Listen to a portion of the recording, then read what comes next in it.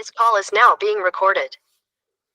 या कुन्देन्दु तुषारहार धवला या शुभ्रवस्त्रावृता या वीणावरदण्डमण्डितकरा या श्वेतपद्मासना या ब्रह्माच्युतशङ्कर प्रभृतिभिर्देवैः सदा पूजिता सा मां पातु सरस्वती भगवती निःशेषजाढ्यापहा शुक्लां ब्रह्म विचारसार परमाम् आद्यां जगद्व्यापिनीं वीणा पुस्तकधारिणीम् अभयदां जाड्यान्धकारापहम् हस्ते स्फोटिकमालिकां विदधतीं पद्मासने संस्थितां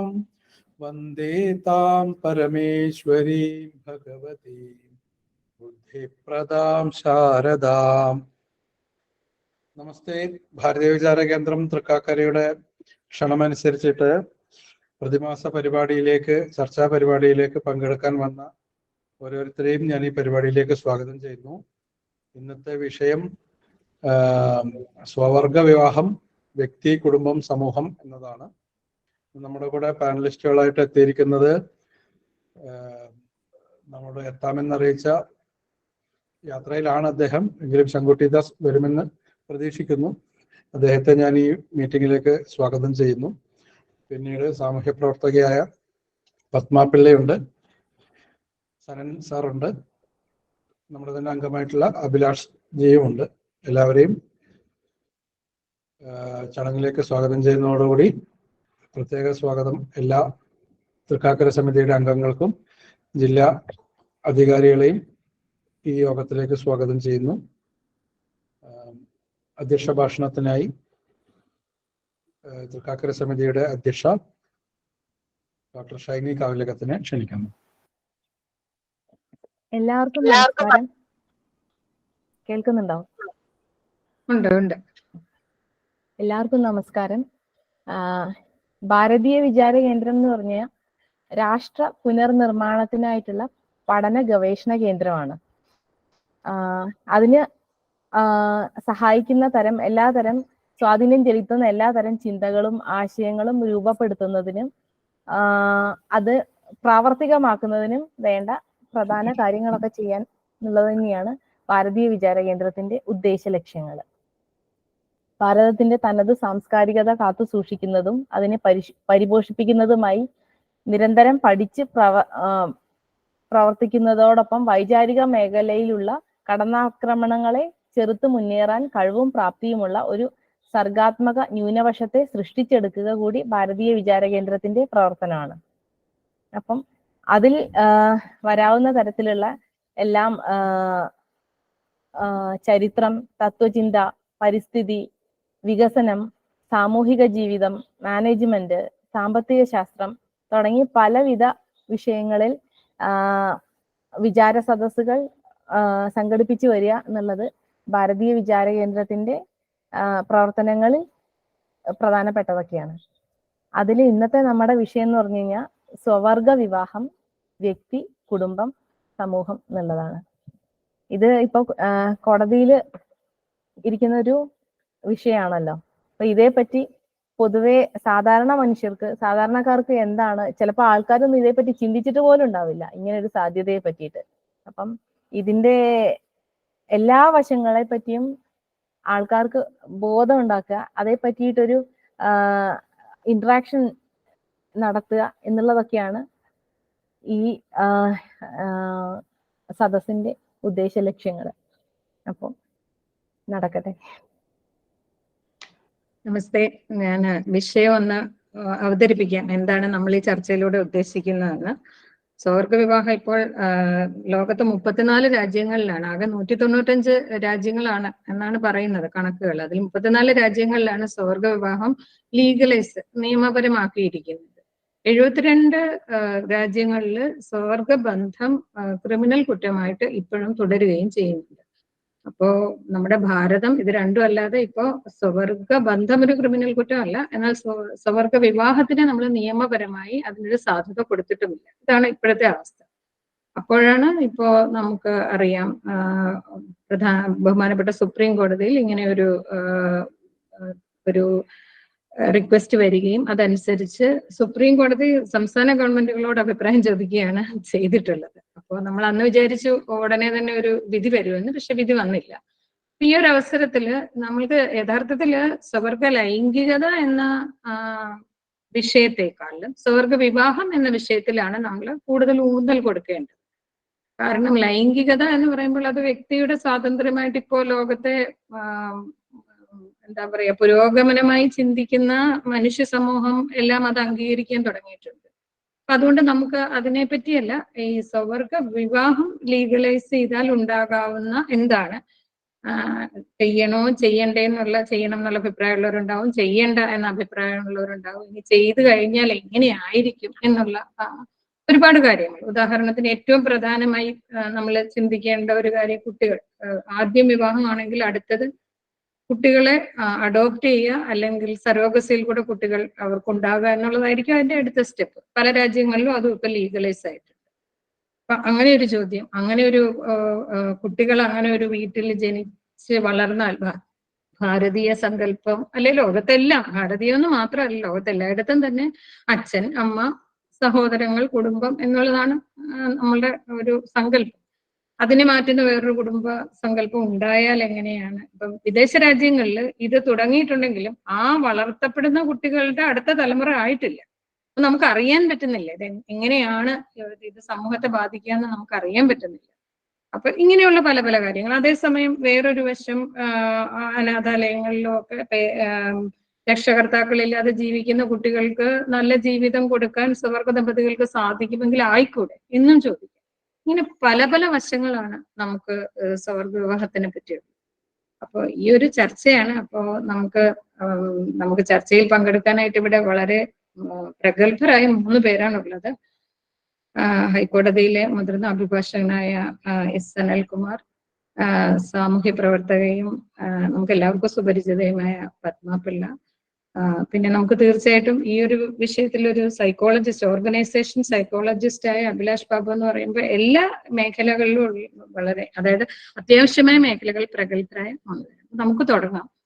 നമുക്ക് ആദ്യം സനൽകുമാർ സാർ തന്നെ ഒന്ന് തുടങ്ങി വെക്കാമോ? സാറിന്റെ ഒരു അഭിപ്രായം പറഞ്ഞു തുടങ്ങാം.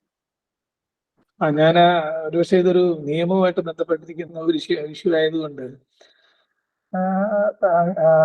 അങ്ങയുടെ അഭ്യർത്ഥന എനിക്ക് തോന്നുന്നു അതായിരിക്കും കുറച്ച് ഉചിതമെന്ന് തോന്നുന്നു, ഒരു വിഷയാവതരണം പോലെ തന്നെ. എന്തായാലും എൻ്റെ പ്രിയപ്പെട്ട സഹോദരി സഹോദരന്മാരെ, ബഹുമാനപ്പെട്ട പാനലിസ്റ്റ് ശ്രീമതി പത്മ, ശ്രീ അഭിലാഷ്, ബഹുമാനപ്പെട്ട അധ്യക്ഷ, മറ്റ് എല്ലാവരും ഈ പ്ലാറ്റ്ഫോമിൽ ജോയിൻ ചെയ്ത എല്ലാവർക്കും എൻ്റെ വിനീതമായ നമസ്കാരം. നമ്മളെ സംബന്ധിച്ചിടത്തോളം ഇന്ന് വളരെ പ്രധാനപ്പെട്ട ഒരു വിഷയം ഈ രാജ്യം ഇപ്പോൾ ഈ രാജ്യത്ത് മുഴുവനായിട്ട് ചർച്ച ചെയ്യപ്പെട്ടുകൊണ്ടിരിക്കുകയാണ്. സമൂഹവുമായിട്ട് ബന്ധപ്പെട്ട സാമൂഹ്യ ജീവികളായിട്ടുള്ള ഓരോ വ്യക്തിയെ സംബന്ധിച്ചിടത്തോളം വളരെ പ്രാധാന്യത്തോടുകൂടിയും വളരെ ആശങ്കയോടുകൂടിയും കാണുന്ന ഒരു പ്രധാനപ്പെട്ട വിഷയമാണെന്ന് നമ്മുടെ സുപ്രീം കോടതിയുടെ മുമ്പാകെ പരിഗണനയ്ക്ക് വന്ന് ഇപ്പോൾ വാദം കേട്ട് വിധി പറയുന്നതിനായിട്ട് മാറ്റിവെച്ചിരിക്കുന്നത്. നമുക്ക് ഏവർക്കും അറിയുന്നത് പോലെ 2018 സമയത്താണ് യഥാർത്ഥത്തിൽ സ്വവർഗ വിവാഹം അല്ല സ്വവർഗ രതി നിയമവിധേയമാണോ, അത് സ്വവർഗ രതി ക്രിമിനലൈസ് ചെയ്യുന്ന ഇന്ത്യൻ പീനൽ കോഡിന്റെ ആ വകുപ്പ് ഭരണഘടനാപരമായി നിലനിൽക്കുന്നതാണോ ഇല്ലേ എന്നുള്ള ചോദ്യം ഉന്നയിച്ചുകൊണ്ട് ഒരു പ്രധാനപ്പെട്ട കേസ് നമ്മുടെ സുപ്രീം കോടതിയുടെ മുമ്പിൽ വന്നു. അത് നവദീപ് ജോഹർ കേസ് എന്നാണ് ആ കേസിനെ കുറിച്ച് പറയുന്നത്. അന്ന് ഇന്ത്യൻ പീനൽ കോഡിൽ സ്വവർഗരതി കുറ്റകരമാക്കുന്ന വകുപ്പിന്റെ ഭരണഘടനാ സാധുതയാണ് ചലഞ്ച് ചെയ്യപ്പെട്ടത്. Any intercourse against the order of nature was punishable എന്നാണ് സെക്ഷൻ പറയുന്നത്. ആ സെക്ഷന്റെ ഭരണഘടനാ സാധുത ചോദ്യം ചെയ്തുകൊണ്ട് വന്നിരുന്ന ആ ഹർജി സുപ്രീം കോടതി പരിഗണിക്കുകയും സുപ്രീം കോടതി ഒരു ഭരണഘടനാ ബെഞ്ചിന്റെ വിധിയിലൂടെ ആ വകുപ്പിനെ, അതായത് സ്വവർഗ രതി, പ്രകൃതി വിരുദ്ധമായിട്ടുള്ള ഈ രതി നിയമവിധേയമാക്കുക എന്നുള്ളതല്ല, കൺസെന്റിങ് അഡൽട്ടിന്റെ അങ്ങനെയുള്ള രതി ഒരിക്കലും ക്രിമിനൽ കുറ്റമായിരിക്കില്ല എന്നും അത് അത് ക്രിമിനൽ കുറ്റമാക്കുന്നത് ഭരണഘടനയുടെ ആർട്ടിക്കിൾ 21 ഒരു മൗലിക അവകാശത്തിന്റെ ലംഘനമാണ് എന്ന് സുപ്രീം കോടതി അന്ന് വിധി പ്രസ്താവിച്ചു. അന്ന് ഈ വിധി പ്രസ്താവിച്ചപ്പോൾ തന്നെ യഥാർത്ഥത്തിൽ ഇന്ത്യയിലെ സാധാരണ ജനങ്ങൾ എന്ന സാമൂഹ്യ ഉത്തരവാദിത്തമുള്ള ജനങ്ങളുടെ മുന്നിൽ വീണ്ടും ഈ ആശങ്ക വന്നിരുന്നു. കാര്യം അതേ സമയത്ത് തന്നെ ലോകത്തിലെ വിവിധ രാജ്യങ്ങളിൽ നടക്കുന്ന ഇതുമായിട്ട് ബന്ധപ്പെട്ട ഈ പ്രവർത്തനങ്ങളുടെ അടിസ്ഥാനത്തിൽ നമുക്ക് മനസ്സിലാക്കാൻ കഴിയുന്ന അടുത്ത ആവശ്യം ഈ സ്വവർഗരതി നിയമവിധേയമാക്കിയതിന് ഉപരിയായിട്ട് സ്വവർഗ പങ്കാളികൾക്ക് അവരുടെ സിവിൽ യൂണിയന് അവർ തമ്മിലുള്ള പങ്കാളിത്തത്തിന് അതിന് മാരേജ് എന്നുള്ള, വിവാഹം എന്നുള്ള ഒരു സങ്കല്പത്തിന്റെ അടിസ്ഥാനത്തിൽ തന്നെ അതിനെ സാധൂകരിക്കുന്നതിന് വേണ്ടിയിട്ടുള്ള ശ്രമങ്ങൾ അവർ നടത്തുമെന്ന് നേരത്തെ തന്നെ എല്ലാവർക്കും മനസ്സിലായിരുന്നതായിരുന്നു. അതിന്റെ അടിസ്ഥാനത്തിലുള്ള ഹർജി സുപ്രീം കോടതിയുടെ മുന്നിൽ പരിഗണനയിൽ ഉണ്ടായിരുന്നു. അതുകൊണ്ട് തന്നെ എല്ലാവരും വിചാരിക്കും, പ്രത്യേകിച്ച് ഇന്നത്തെ ഒരു സാഹചര്യത്തിൽ, സുപ്രീം കോടതിയുടെ കോൺസ്റ്റിറ്റ്യൂഷന്റെ ഒരു സാഹചര്യത്തിൽ ഈ ഒരു കേസ് ചർച്ച ചെയ്യപ്പെടുകയും ഈ കേസിന്റെ അടിസ്ഥാനത്തിൽ രാജ്യത്തിന്റെ സാമൂഹിക സാംസ്കാരിക പൈതൃകം തുടച്ചു മാറ്റപ്പെടുന്ന രീതിയിലുള്ള, അടിച്ചു വാർക്കപ്പെടുന്ന രീതിയിലുള്ള ചില പുരോഗമനമെന്ന് അവകാശപ്പെടുന്ന വിധികളിലേക്ക് നയിക്കാൻ സാധ്യതയുണ്ടെന്ന് എല്ലാവരും തന്നെ ഭയപ്പെട്ടിരുന്നു. ഏതാണ്ട് അതേ അവസ്ഥയിലാണ് ഇപ്പോഴത്തെ ഈ കോടതി നടപടികളിലെ സൂചനകളിൽ നിന്ന് നമുക്ക് മനസ്സിലാക്കാൻ കഴിയുന്നത്. അപ്പൊ എന്താണ് ഈ വിവാഹം എന്നുള്ളത്? നമ്മളിപ്പോൾ സ്വവർഗ പങ്കാളികൾ പറയുന്നു, ഞങ്ങളുടെ യൂണിയന്, ഞങ്ങൾ ഒരുമിച്ച് നിൽക്കുന്നതിന്, ഞങ്ങൾ പങ്കാളിത്തത്തോടുകൂടി ഞങ്ങളുടെ ജീവിതം ആസ്വദിക്കുന്നതിന് വിവാഹം എന്നുള്ള ഒരു നാമധേയവും കൂടെ തന്ന് ഞങ്ങളെ സാധൂകരിക്കണം, ഞങ്ങളുടെ ജീവിതത്തിന്റെ ഈ ഒരു മുന്നോട്ടുള്ള പ്രയാണത്തെ സാധൂകരിക്കണം എന്ന് ആവശ്യപ്പെടുമ്പോൾ എന്താണ് വിവാഹം എന്നുള്ളതും കൂടെ നമ്മൾ മനസ്സിലാക്കേണ്ടിയിരിക്കുന്നു. പങ്കാളിത്തം സ്വവർഗരീതിയിൽ അനുഭവിക്കുന്ന രണ്ടുപേര് തമ്മിലുള്ള പങ്കാളിത്തത്തെ എങ്ങനെ വിവാഹം എന്നുള്ള ആ ഏറ്റവും സേക്രഡ് ആയിട്ടുള്ള, സാക്രോസാങ്ക്ട് ആയിട്ടുള്ള ഒരു പദം എങ്ങനെ ഉപയോഗിക്കാൻ കഴിയും? അതൊരു ശരിക്കും പറഞ്ഞു കഴിഞ്ഞാൽ അതൊരു നൈതികമായിട്ടുള്ള ഒരു സംവാദത്തിലേക്ക് പോകേണ്ട ഒരു വിഷയമാണത്. യഥാർത്ഥത്തിൽ നമുക്ക് ഓരോരുത്തർക്കും അറിയാം എന്താണ് വിവാഹം. വിവാഹം എന്ന് പറയുന്നത് ഭിന്ന ലൈംഗികതയിലുള്ള ആൾക്കാർ ഒരുമിച്ച് ജീവിച്ച് വംശപരമ്പര സാധ്യമാക്കി തീർക്കുന്ന ഒരു പ്രക്രിയയാണ് വിവാഹം എന്ന് പറയുന്നത്. ഇതിന് ശരിക്കും പറഞ്ഞു കഴിഞ്ഞാൽ നമ്മുടെ ഹിന്ദു ധർമ്മം അനുസരിച്ചും അതുപോലെ തന്നെ ക്രൈസ്തവ ധർമ്മം അനുസരിച്ചും ഇത് ഒരു പ്രധാനപ്പെട്ട ശുശ്രൂഷ ക്രൈസ്തവരെ സംബന്ധിച്ച ശുശ്രൂഷയും ഹിന്ദുക്കളെ സംബന്ധിച്ചിടത്തോളം എനിക്ക് തോന്നുന്നു മാഡം നിങ്ങൾക്ക് എല്ലാവരും ഒരുപക്ഷെ ഷോഡശ ക്രിയകളിൽ ഒന്ന് വരുന്നതാണ് വിവാഹം എന്ന് പറയുന്നത്. അപ്പൊ ഈ വിവാഹം എന്ന് പറയുന്നതിന് ഒരു റിലീജിയസ് ആയിട്ടുള്ള ഒരു അടിസ്ഥാനം ഹിന്ദുക്കളും ക്രിസ്ത്യൻസും കൊടുക്കുമ്പോൾ മുസ്ലിംസും അതുപോലെ തന്നെ, അതായത് ഇസ്ലാമിക വിശ്വാസികളും അതുപോലെ തന്നെ പ്രാധാന്യത്തോടുകൂടിയാണ് വിവാഹത്തെ കാണുന്നത്. വിവാഹം എന്ന് പറയുന്നത് അവരെ സംബന്ധിച്ചിടത്തോളം ഒരു ഉടമ്പടിയാണെങ്കിലും ആണും പെണ്ണും കൂടെ ഒരുമിച്ച് ജീവിച്ച് വംശപരമ്പര സാധ്യമാക്കി തീർത്ത് വംശപരമ്പരയെ നിലനിർത്തുന്ന നിയമസാധൂകരണം നടത്തുന്ന ഒരു പ്രക്രിയയായിട്ടാണ് ശരിക്കും പറഞ്ഞു കഴിഞ്ഞാൽ വിവാഹം എന്നുള്ള സങ്കല്പത്തെ നമ്മൾ കാണുന്നത്. ആ വിവാഹം എന്നുള്ള സങ്കല്പം, അല്ലെ ആ വിവാഹം, മാരേജ് എന്നുള്ള ആ ഒരു പദം എത്രത്തോളവും നമുക്ക് സ്വവർഗ പങ്കാളികളുടെ കൂട്ടുകെട്ടിന് അല്ലെ പങ്കാളിത്തത്തിന് നമുക്ക് കൊടുക്കാൻ കഴിയുമെന്നുള്ള കാര്യം നമ്മൾ ഒന്ന് പരിശോധിക്കേണ്ടതായിട്ടുണ്ട്. നമുക്കറിയാം, ജസ്റ്റ് നമ്മളൊന്ന് ആലോചിച്ച് നോക്കുക, ഈ മനുഷ്യരാശി മുഴുവൻ നാളെ സ്വവർഗ രീതിയിലേക്ക് നീങ്ങിയ വംശപരമ്പര സാധ്യമായിട്ടില്ല, ഒരിക്കലും സാധ്യമായതില്ല. വംശപരമ്പരയെ നിലനിർത്താൻ പോലും കഴിയില്ല. ഈ മനുഷ്യരാശി തന്നെ ഇല്ലാതാകുന്ന ഒരു പ്രക്രിയയിലേക്ക് നയിക്കത്തക്ക രീതിയിലുള്ള, ഇവിടെ ഉണ്ടാവുമെന്നുള്ളതല്ല പറയുന്നത്, നയിക്കത്തക്ക രീതിയിലുള്ള, പ്രോത്സാഹനം കൊടുക്കത്തക്ക രീതിയിലുള്ള ഒരു സാമൂഹിക വ്യവസ്ഥയെ സൃഷ്ടിച്ചെടുക്കുന്ന ഒരു പ്രക്രിയയിലേക്ക് ഇതിന് ഈ സ്വവർഗ ഗതിയിൽ ഏർപ്പെടുന്നവരുടെ പങ്കാളിത്തത്തിന് വിവാഹം എന്നുള്ള പദത്തിന്റെ പേര് കൊടുത്തു കഴിഞ്ഞാൽ ഉണ്ടാകും എന്ന് ഞാൻ ഒരു സാധാരണ പൗരൻ എന്നുള്ള രീതിയിൽ അത് ഭയപ്പെടുന്നുണ്ട്. ഇത് തന്നെ നിങ്ങൾ നോക്കുക, ഈ സ്വവർഗ രതിയിലൂടെ സ്വവർഗ പങ്കാളിത്തത്തിലൂടെ സ്വവർഗ വിവാഹത്തിന്റെ ആ ഒരു രീതിയിൽ ഒരു സിവിൽ യൂണിയനിലേക്ക് വന്നുകൊണ്ട് ഈ സ്വവർഗ പങ്കാളികൾ സമൂഹത്തിൽ ഉണ്ടാക്കാവുന്ന ഈ രീതിയിലുള്ള ഒരു പങ്കാളിത്തം ഈ സമൂഹത്തിൽ ഉണ്ടാക്കാവുന്ന ഒരു അപകടകരമായ സ്ഥിതിയെക്കുറിച്ചും നമ്മൾ ഈ അവസ്ഥയിൽ ചിന്തിക്കേണ്ടതായിട്ടുണ്ട്. വിവാഹം എന്നുള്ള പേര് ഇവർക്ക് ഒരിക്കലും അതായത് സമൂഹത്തിലെ ഒരു പ്രത്യേക ഒരു സാമൂഹ്യ സാഹചര്യത്തിലും ഒരു സാംസ്കാരിക സാഹചര്യത്തിലും ജീവിക്കുന്ന കോടിക്കണക്കിന് ജനങ്ങൾ അവർ വിശുദ്ധമെന്ന് കരുതുന്ന ഒരു പദം അവർക്ക് മാത്രമായിട്ടിരിക്കുമ്പോൾ വ്യതിവൈകൃതങ്ങളിൽ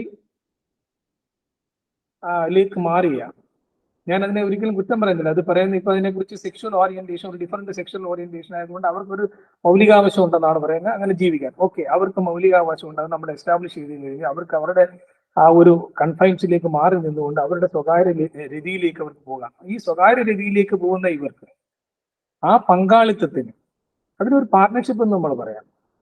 അത് ഒരിക്കലും വംശപരമ്പരയെ നിലനിർത്തുന്നതിന് വേണ്ടിയിട്ടുള്ളതല്ല. ഈ രണ്ട് ഇൻഡിവിജ്വൽസിന്റെ സെക്ഷുവൽ ആയിട്ടുള്ള സാറ്റിസ്ഫാക്ഷൻ മാത്രമാണ്. ആ സാറ്റിസ്ഫാക്ഷന് വേണ്ടിയിട്ട് മാത്രം ഉണ്ടാകുന്ന ഈ പങ്കാളിത്തത്തിന് നമ്മൾ എങ്ങനെ വിവാഹം എന്ന് പറയുന്ന ഈ അമൂല്യമായ പദം, അതുപോലെ തന്നെ വിശുദ്ധമായ പദം നമുക്ക് എങ്ങനെ കൊടുക്കുവാൻ കഴിയും? ഇത് തീർച്ചയായിട്ടും ഇതിന്റെ നൈതികമായിട്ടുള്ള വിവാഹം എന്നുള്ള ആ ഒരു വാക്കിന്റെ നൈതികമായിട്ടുള്ള അർത്ഥതലങ്ങളിലേക്ക് നമ്മൾ പോകുമ്പോൾ ഒരിക്കലും വിവാഹം എന്നുള്ള ഒരു പദം സ്വവർഗ രീതിയിൽ ജീവിക്കുന്ന അവരുടെ ആ ഒരു പങ്കാളിത്തത്തിന് നമുക്ക് ഒരിക്കലും പറയാൻ കഴിയും. വേണമെന്നുണ്ടെങ്കിൽ ഈ വിവാഹം എന്നുള്ള ആ ഒരു പദം ഉപേക്ഷിച്ചിട്ട് സിവിൽ യൂണിയൻ ഞങ്ങൾ ഒരുമിച്ച് ജീവിക്കുന്നു, ഞങ്ങൾക്ക് പ്രത്യേക സെക്ഷൽ ഓറിയന്റേഷൻ ഉള്ള ഒരു വിഭാഗത്തിന് ഞങ്ങൾക്ക് പ്രത്യേകിച്ച് ഒരുമിച്ച് ഞങ്ങൾക്ക് ജീവിക്കുന്നതിന് വേണ്ടിയിട്ടുള്ള ഒരു അവകാശം. ഈ പാർട്ട്ണർഷിപ്പ് നമുക്ക് പറയുന്നത് ഒരു പാർട്ട്ണർഷിപ്പ് എന്ന് പറയുന്നത് ഒരു പങ്കാളിത്തം. ഈ പങ്കാളിത്തത്തിന് എവിടെയെങ്കിലും ഒരു നിയമസാധുതയും എവിടെയെങ്കിലും ഒരു നിയമത്തിന്റെ എന്തെങ്കിലും തരത്തിലുള്ള ഒരു സംരക്ഷണം കിട്ടത്തക്ക രീതിയിലുള്ള ഒരു സംവിധാനം ഞങ്ങൾക്ക് ഒരുക്കി തരണം എന്ന് പറഞ്ഞു കഴിഞ്ഞാൽ നമുക്ക് മനസ്സിലാക്കാൻ കഴിയും. അതേസമയം ഹെറ്ററോസെക്ഷൽസ് അല്ല, ഭിന്നലിംഗത്തിലുള്ള ആൾക്കാരുടെ വിവാഹ പങ്കാളികൾക്കുള്ള എല്ലാ അവകാശങ്ങളും ഈ രതി ഞാൻ പറയുന്നില്ല, അത് ഈ സ്വവർഗ രതിയുടെ അടിസ്ഥാനത്തിൽ ഒരു പങ്കാളിത്ത ജീവിതം നയിക്കുന്നവർക്കും കൊടുക്കണം എന്ന് അല്ല, ഞങ്ങൾക്കും വേണം എന്ന് ആവശ്യപ്പെടുന്ന ആ മൗലികാവകാശം അല്ല, ആ മൗലികാവകാശത്തിന്റെ അടിസ്ഥാനത്തിലുള്ള ഈ കോടതി നടപടികൾ എത്രത്തോളം ഒരു സമൂഹത്തിൽ അപകടം ഉണ്ടാക്കാമെന്നുള്ളത് ഇത്തരണത്തിൽ നമ്മൾ ആലോചിക്കേണ്ടതായിട്ടുണ്ട്. എങ്ങനെ നമ്മൾക്ക് അതിനെ ജസ്റ്റിഫൈ ചെയ്യാൻ കഴിയും? ഞാൻ ഒരിക്കലും ഇവരെ മുഴുവനായിട്ടും അടച്ചാക്ഷേപിച്ചു എന്ന് തന്നെ പറയുന്ന ഒരു നിലപാടല്ല എനിക്ക് ഒരിക്കലും പറയാനൊക്കെ. നമ്മുടെ ഇന്ത്യയുടെ പരമോന്നത നീതിന്യായ കോടതി പറഞ്ഞിട്ടുണ്ട് അവർക്ക് ഒരുമിച്ച് അവർക്ക് അവരുടേതായിട്ടുള്ള സ്പേസിൽ അവരുടേതായിട്ടുള്ള പ്രത്യേക സെക്ഷൽ ഓറിയന്റേഷൻ ഉള്ളത് കൊണ്ട് അവർക്ക് അവരുടേതായിട്ടുള്ള മൗലികാവകാശങ്ങളുണ്ട്. അവർ അവിടെ ജീവിക്കാം. അങ്ങനെ ജീവിക്കുന്നതിനെ ഒരിക്കലും ഒരു ക്രിമിനൽ കുറ്റമായിട്ട് കാണാനൊക്കത്തില്ല. അങ്ങനെ ക്രിമിനൽ കുറ്റമായിട്ട് കാണുന്ന ഇന്ത്യൻ പീനൽ കോഡിലെ വകുപ്പ് നിയമവിരുദ്ധമാണെന്ന് പറയുകയും ചെയ്തു. അവിടം വരെ ആകാം, ഇനിയും ആകാം അവർക്ക്. പക്ഷെ ഒരു വിവാഹ ജീവിതം ഹെറ്ററോസെക്ഷൽസ് ആയിട്ടുള്ള ഭിന്നലിംഗത്തിലുള്ള ആൾക്കാർ ജീവിക്കുന്ന അവരുടെ സാമൂഹ്യ സുരക്ഷാ സംവിധാനമായ മാരേജിന് തുല്യമായിട്ട് ഇങ്ങനെ അവർ ഈ സ്വകാര്യ ക്ഷമിക്കണം ഈ സ്വവർഗ രതിയിൽ പങ്കാളിത്തം ഉള്ള ആൾക്കാർക്കും കിട്ടണം എന്ന് പറയുന്നതിനകത്തോട്ട് നമുക്ക് ഒരുപാട് അങ്ങനെയുള്ള ഒരു അവകാശ സ്ഥാപനം ഇന്നും എതിർക്കപ്പെടേണ്ടതാണ് എന്നുള്ള ഒരു അഭിപ്രായം എനിക്കുണ്ട്. കാരണം ഇതിപ്പോ പറഞ്ഞ പോലെ നമ്മുടെ വിഷയം അവതരിപ്പിച്ചുകൊണ്ട് മാഡം അർച്ചന പറഞ്ഞ അതേ ഒരു സംഭവം എന്നെ കൂടുതൽ അലട്ടിക്കൊണ്ടിരുന്നത്. കാര്യം ഇവർ പല തരത്തിലുള്ള അവകാശവാദങ്ങള് അവകാശങ്ങളാണ് കോടതിയിൽ ഉന്നയിക്കുന്നത്. ഞങ്ങൾക്ക് ഈ അവകാശം വേണ്ടേ? മാരേജ് പിന്നെ ഭിന്ന ലൈംഗിക ജീവിതം നയിക്കുന്ന മാരേജ് എന്നുള്ള ഇൻസ്റ്റിറ്റ്യൂഷന്റെ ആ സ്ഥാപനത്തിലുള്ളവർക്ക് കിട്ടുന്ന ഒരുപാട് അവകാശങ്ങൾ ഞങ്ങൾക്കില്ല, ഞങ്ങൾക്ക് കിട്ടുന്നില്ല. ഞങ്ങൾക്ക് ഒരുമിച്ച് ബാങ്ക് അക്കൗണ്ട് തുടങ്ങാൻ കഴിയുന്നില്ല. അതെനിക്കറിയുന്നില്ല എങ്ങനെ അവർക്ക് ഒരുമിച്ച് ബാങ്ക് അക്കൗണ്ട് തുടങ്ങാൻ കഴിയാത്തതെന്ന്. പിന്നെ ഇൻഷുറൻസ് ക്ലെയിമിലെ നോമിനി, ഇങ്ങനെയൊക്കെയുള്ള വിഷയങ്ങൾ ഒരുപക്ഷെ അങ്ങനെയൊക്കെയുള്ള വിഷയങ്ങളിൽ അവരുടെ ആവശ്യം നമുക്ക് ന്യായീകരിക്കുന്നതാണ്. അതിനെന്തിന് വിവാഹം എന്നുള്ള സങ്കല്പത്തിലേക്കും അങ്ങനെ വിവാഹം രജിസ്ട്രേഷൻ എന്നുള്ളതിലേക്ക് പോകണമെന്നുള്ളത് എനിക്ക് മനസ്സിലാകുന്നില്ല. പിന്നെ മാഡം അർച്ചന പറഞ്ഞ ആ ഒരു ഇഷ്യൂ ആണ് ഒരു പ്രധാനപ്പെട്ട ഇഷ്യൂ. കാര്യം ഇപ്പോൾ അവർക്ക് പങ്കാളിത്തം, ഒരുമിച്ച് ജീവിക്കുക, അതിന് മാരേജ് എന്നുള്ള ആ സ്ഥാപനത്തിന് മാരേജ് എന്നുള്ള പേരിടുക. ഈ മാരേജ് എന്നുള്ള പേര് ഇട്ട് സാധാരണ മാരേജ് വിവാഹ ജീവിതം നയിക്കുന്നവർക്ക് എല്ലാ അവകാശങ്ങൾക്കും തരണം എന്ന് ആവശ്യപ്പെടുന്നതിനകത്ത് പ്രധാനപ്പെട്ട ഒരു കാരണം ദത്തെടുക്കുന്നതിന് വേണ്ടിയിട്ടുള്ള ഇപ്പോൾ നടത്തിക്കൊണ്ടിരിക്കുന്ന ചില ശ്രമങ്ങളാണ്. ഈ ദത്തെടുക്കൽ എന്ന് പറയുമ്പോൾ ഒരാളുടെ മാത്രം അല്ല രണ്ടുപേരുടെ മാത്രം മൗലികാവകാശം ഉൾപ്പെട്ട ഒരു സംഭവമല്ല ദത്തെടുക്കൽ എന്ന് പറയുന്നത്. ദത്തെടുക്കപ്പെടുന്ന കുട്ടിയുടെ മൗലികാവകാശം കൂടെ ഉൾപ്പെട്ട ഒരു സംഭവമാണ് ദത്തെടുക്കൽ എന്ന് പറയുന്നത്. രണ്ട് സ്വവർഗ ഭോഗം നയിക്കുന്ന അല്ലെ സ്വവർഗ രീതിയുടെ അടിസ്ഥാനത്തിൽ ഒരുമിച്ച് ജീവിക്കുന്ന രണ്ടു പേർക്ക് അവരുടെ മൗലികാവകാശമാണ് നിങ്ങൾക്ക് ഇങ്ങനെ രീതി വൈകൃതങ്ങളോ എന്ത് കാര്യങ്ങളോ എന്തിലോ ഏർപ്പെടാനുള്ള അവകാശം നിങ്ങൾക്കുണ്ട്, അതെല്ലാം ചെയ്യുന്നുണ്ട്. അത് മൗലികാവകാശമാണ് നിങ്ങളുടെ. പക്ഷെ നിങ്ങൾ ആവശ്യപ്പെടുകയാണ് എനിക്കൊരു കുട്ടിയെ ദത്തെടുക്കണം, ആ ദത്തെടുക്കുന്നതിനുള്ള അവകാശം ഞങ്ങൾക്ക് സ്ഥാപിച്ചു തരും. ഇവിടെ സ്വവർഗ പങ്കാളികളുടെ മാത്രം മൗലികാവകാശമല്ല, ദത്തെടുക്കപ്പെടാൻ പോകുന്ന കുട്ടിയുടെ മൗലികാവകാശങ്ങളുടെ നമ്മൾ പരിഗണിക്കണം. ഒരു കുട്ടിയെ സംബന്ധിച്ചിടത്തോളം ഒരു സ്വവർഗ പേരന്റേജ്, ഒരു കുട്ടി എന്താ അതിനെ ഡിസൈഡ് ചെയ്യാൻ കഴിയുന്നില്ല. ഒരു 5 വയസ്സിനോ അല്ല 10 വയസ്സിനോ ഉള്ളിലുള്ള ഒരു കുട്ടിയെയാണ് ദത്തെടുക്കുന്നതിന് വേണ്ടിയിട്ട് സമീപിക്കുന്നതെങ്കിൽ ആ കുട്ടിക്ക് ഒരു ഇൻഫോംഡ് ചോയ്സ് എടുക്കുന്നതിനുള്ള ഒരു അവകാശമോ അല്ലെ അതിനുള്ള ഇന്നത്തെ ഒരു അവസ്ഥയിൽ ആ കുട്ടിക്ക് അങ്ങനെയുള്ള ഒരു ചോയ്സ് എടുക്കുന്നതിനുള്ള ഒരു സാഹചര്യവും നിലനിൽക്കുന്നില്ല. അപ്പൊ സ്വാഭാവികമായിട്ടും നമ്മൾ ഇതൊരു പ്രാക്ടിക്കൽ ആയിട്ടുള്ള ഒരു സിറ്റുവേഷനിൽ ഒന്ന് ആലോചിച്ച് കഴിഞ്ഞാൽ രണ്ട് LGBT-യിലുള്ള 2 കപ്പിൾ ഒരു ദത്തെടുക്കൽ സ്ഥലത്ത് അപേക്ഷ കൊടുക്കുന്നു. ഒരു കുട്ടിയെ ദത്തെടുക്കുന്നതിന് വേണ്ടി അപേക്ഷ കൊടുക്കുമ്പോൾ ചിലപ്പോൾ വളരെ കുഞ്ഞൊരു കുട്ടിയായിരിക്കാം, അത് ചിലപ്പോൾ 1-2 വയസ്സ് കാണുമല്ല. അങ്ങനെ ആ ഒരു കുട്ടിയെ ദത്തെടുക്കുന്നതിന് വേണ്ടിയുള്ള അപേക്ഷ കൊടുക്കുകയും ആ അപേക്ഷ നിരസിക്കാനൊക്കത്തില്ല. പുതിയ നിയമനിർമ്മാണവും പുതിയ ലെജിറ്റിമൈസേഷനും വന്നു കഴിഞ്ഞാൽ ആ അപേക്ഷ പരിഗണിച്ച് ആ കുട്ടിയെ ഇവർക്ക് ദത്ത് കൊടുക്കുമ്പോൾ സാധാരണ കൊടുക്കുന്ന ആ കുട്ടിക്ക് ആ ദത്തെടുക്കപ്പെടുന്ന കുട്ടിയുടെ ഒരു മൗലികാവകാശം അതിപ്പോ ആ കുട്ടിക്ക് അറിയുന്നില്ല. മൗലികാവകാശം എന്താണെന്ന് അറിയുന്നില്ല. ഈ കുട്ടിയെ കൊണ്ടുപോയി കുട്ടിയെ വളർത്തുന്നു, കുട്ടി സ്കൂളിൽ ചേരുന്നു, കുട്ടി സ്കൂളിൽ പഠിച്ച് മുന്നോട്ട് പോകുമ്പോൾ ഒരു സ്റ്റേജ് കഴിയുമ്പോൾ ഈ കുട്ടിയെ സംബന്ധിച്ചിടത്തോളം ഒരുപാട് മാനസിക പ്രശ്നങ്ങളിലേക്ക് ഇത് നീങ്ങാനുള്ള സാധ്യതകളുണ്ട്.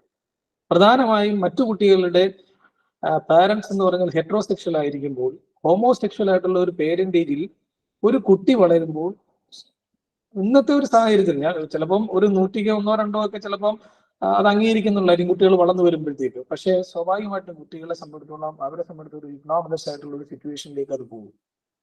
ഈ കുട്ടി വളർന്നു കഴിഞ്ഞാൽ വളർന്നതിന് ശേഷം അതിന്റെ ഒരു ഇൻഫോംഡ് ചോയ്സ് അത് എക്സസൈസ് ചെയ്യുന്നതിന്, അതായത് ഒരു മജോറിറ്റി എത്തിക്കഴിഞ്ഞാൽ ആ കുട്ടിക്ക് ഈ പേരന്റേജിൽ നിന്ന് വെളിയിൽ പോകാനൊക്കെ പോകും. കാര്യം നിയമപരമായിട്ട് ദത്തെടുക്കപ്പെട്ട് കഴിഞ്ഞു. എന്റെ അച്ഛനും അമ്മയും ഒരു രാമകൃഷ്ണൻ രാധാകൃഷ്ണനുമാണ്. ആ കുട്ടിയെ സംബന്ധിച്ചിടത്തോളം വളർന്നു വരുമ്പോഴത്തേക്ക് രാധാകൃഷ്ണൻ രാമകൃഷ്ണനും ആയിരിക്കരുത് എന്റെ അച്ഛനും അമ്മയും, ഒരു കൃഷ്ണനും രാധയും മാത്രമാകാം എന്ന് ആവശ്യം അങ്ങനെ വരുള്ളൂ സ്വാഭാവികമായിട്ടും. അങ്ങനെ ഒരു അവസ്ഥയിലേക്ക് എത്തിക്കഴിയുമ്പോൾ ഈ കുട്ടിയുടെ ഒരിക്കലും ഒരു ഇൻഫോംഡ് ചോയ്സ് എക്സസൈസ് ചെയ്യാൻ കഴിയാത്ത ഒരു കുട്ടി, വളരെ കുഞ്ഞുകുട്ടി, ഈ കുഞ്ഞു കുട്ടിയുടെ മൗലികാവകാശത്തിലേക്ക് കടന്നു കയറുന്നതിന് ഈ സ്വവർഗ പങ്കാളികൾക്ക് അനുമതി കൊടുക്കുന്നതിന് ഇടവരുത്തുന്ന രീതിയിലേക്കുള്ള ഒരു നിയമ വ്യാഖ്യാനത്തിലേക്കാണ് നമ്മൾ പോകുന്നതെന്ന് ഞാൻ ഭയപ്പെടുന്നു. ഒരു നിമിഷം, ഞാൻ ഇനി ഒന്ന് താങ്കളിലേക്ക് തിരിച്ചു വരാം. നമുക്ക് ഇനി ഒരു 5 മിനിറ്റ് നമുക്ക് പത്മപിള്ള മാഡത്തിനും അഭിലാഷ് ബാബു സാറിനും എന്താണ് ഇതിനെപ്പറ്റി പറയാനുള്ളതെന്ന് നമുക്കൊന്ന് കേട്ടിട്ട് താങ്കളിലേക്ക് തിരിച്ചു വരാം. പത്മ ഒന്ന് സംസാരിക്കാമോ? ഈ പറഞ്ഞ കാര്യങ്ങളൊക്കെ നമ്മൾ കേട്ടു. നമുക്ക് ഈ പറയുന്നത് പോലെ എല്ലാവരുടെയും ഉള്ളിലുള്ള ചോദ്യങ്ങളാണ്, ഉത്തരങ്ങളായിട്ടില്ല. നമുക്ക് എവിടെയും നമുക്കിതിന് ഉത്തരങ്ങൾ ഇല്ലാതാണ്.